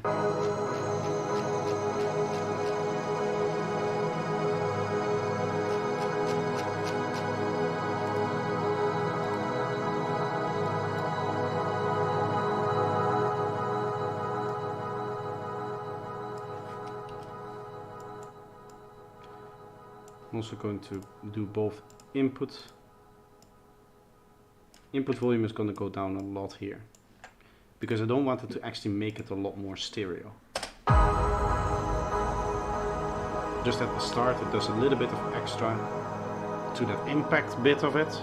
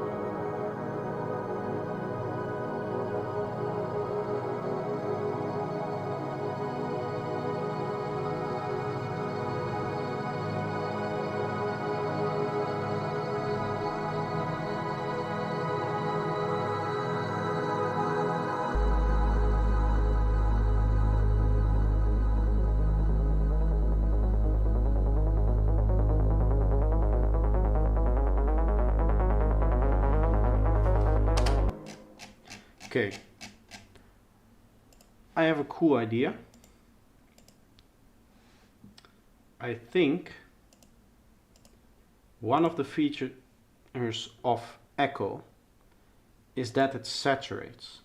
This is emulating, I think, tape saturation, something like that. So what I'm going to do is just like boost the delay here massively, so plus 8 dB input gain. We'll compensate a little bit with the curvature so that that really just happens towards the end. And then I'm going to go in here and I'm going to like make a long saw pad that kind of just opens up over this portion, maybe up until like here-ish, and then closes down again. So it kind of takes over just for this like little area here, it takes over as the main pad element. Like it pushes the other one a little bit out of the way, not too much, and then it comes back and then it transitions in there. I think if I can pull it off the way I had it in mind, I think that can become a very cool idea for a break. So the idea with all of my saw stacks things is that I do 2, 1, 2, low detune, little higher detune, and then we'll have a nice filter. The only difference between this and a normal saw stack is that this is not going to be a single note, it's going to be multiple ones. So 1, 2, 3, 4, 5, 6, 7, 5, just a power chord.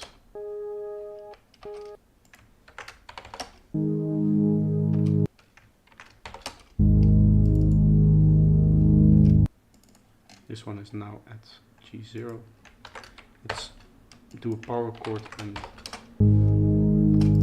like this.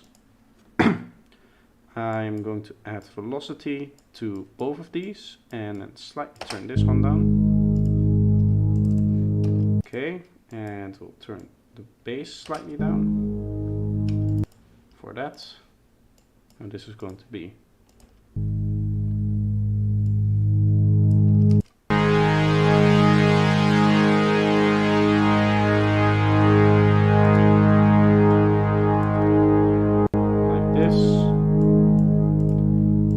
this.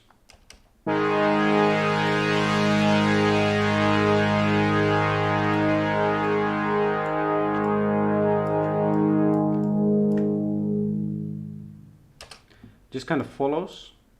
I'm gonna have reverb on there.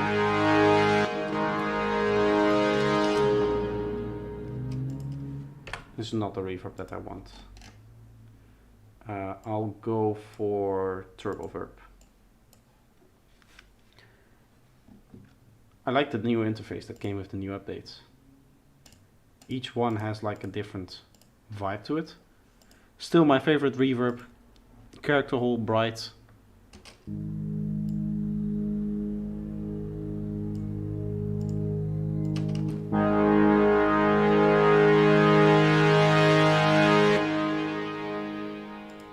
Sounds really nice. Let's go -14.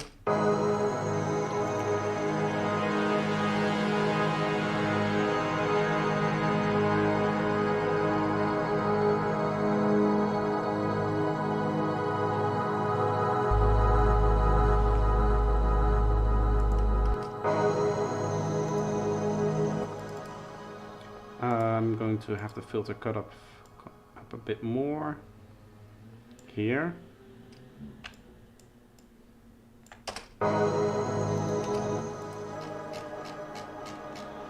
Let's record it again.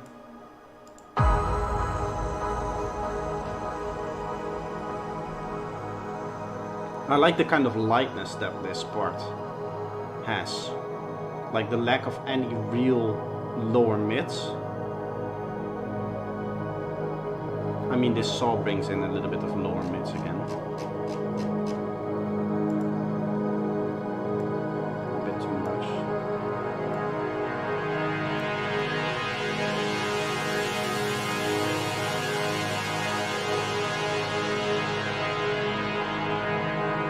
fades out then.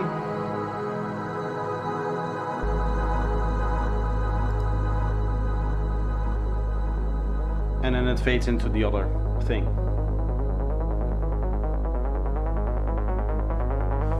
Sub bass comes in. Sub bass is a bit too loud now.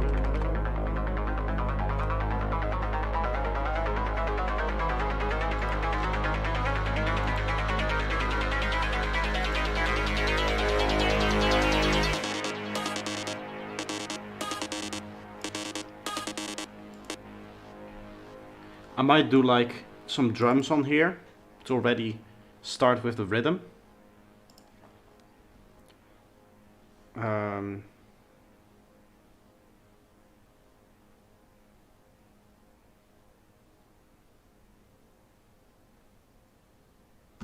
Okay. I would add some drums to this and stuff like that. For now though, it's been 4 hours of streaming. I think that's enough for me. So I will see you guys next time. I don't know when. This was just kind of like a test and I think it went well. I'll watch back some parts of the stream, see if everything is the way I like it and everything. And then maybe I'll work on this track again on stream. Hopefully next week I can find another few hours of time. For now though, I'm going to finish here. I'm going to record a new tutorial, which will hopefully be up by the end of the week. And I'm going to do editing, which is gonna be fun. I hate it, but okay. So thank you guys for watching. I hope you enjoyed this little production session, and we'll see you in the next one.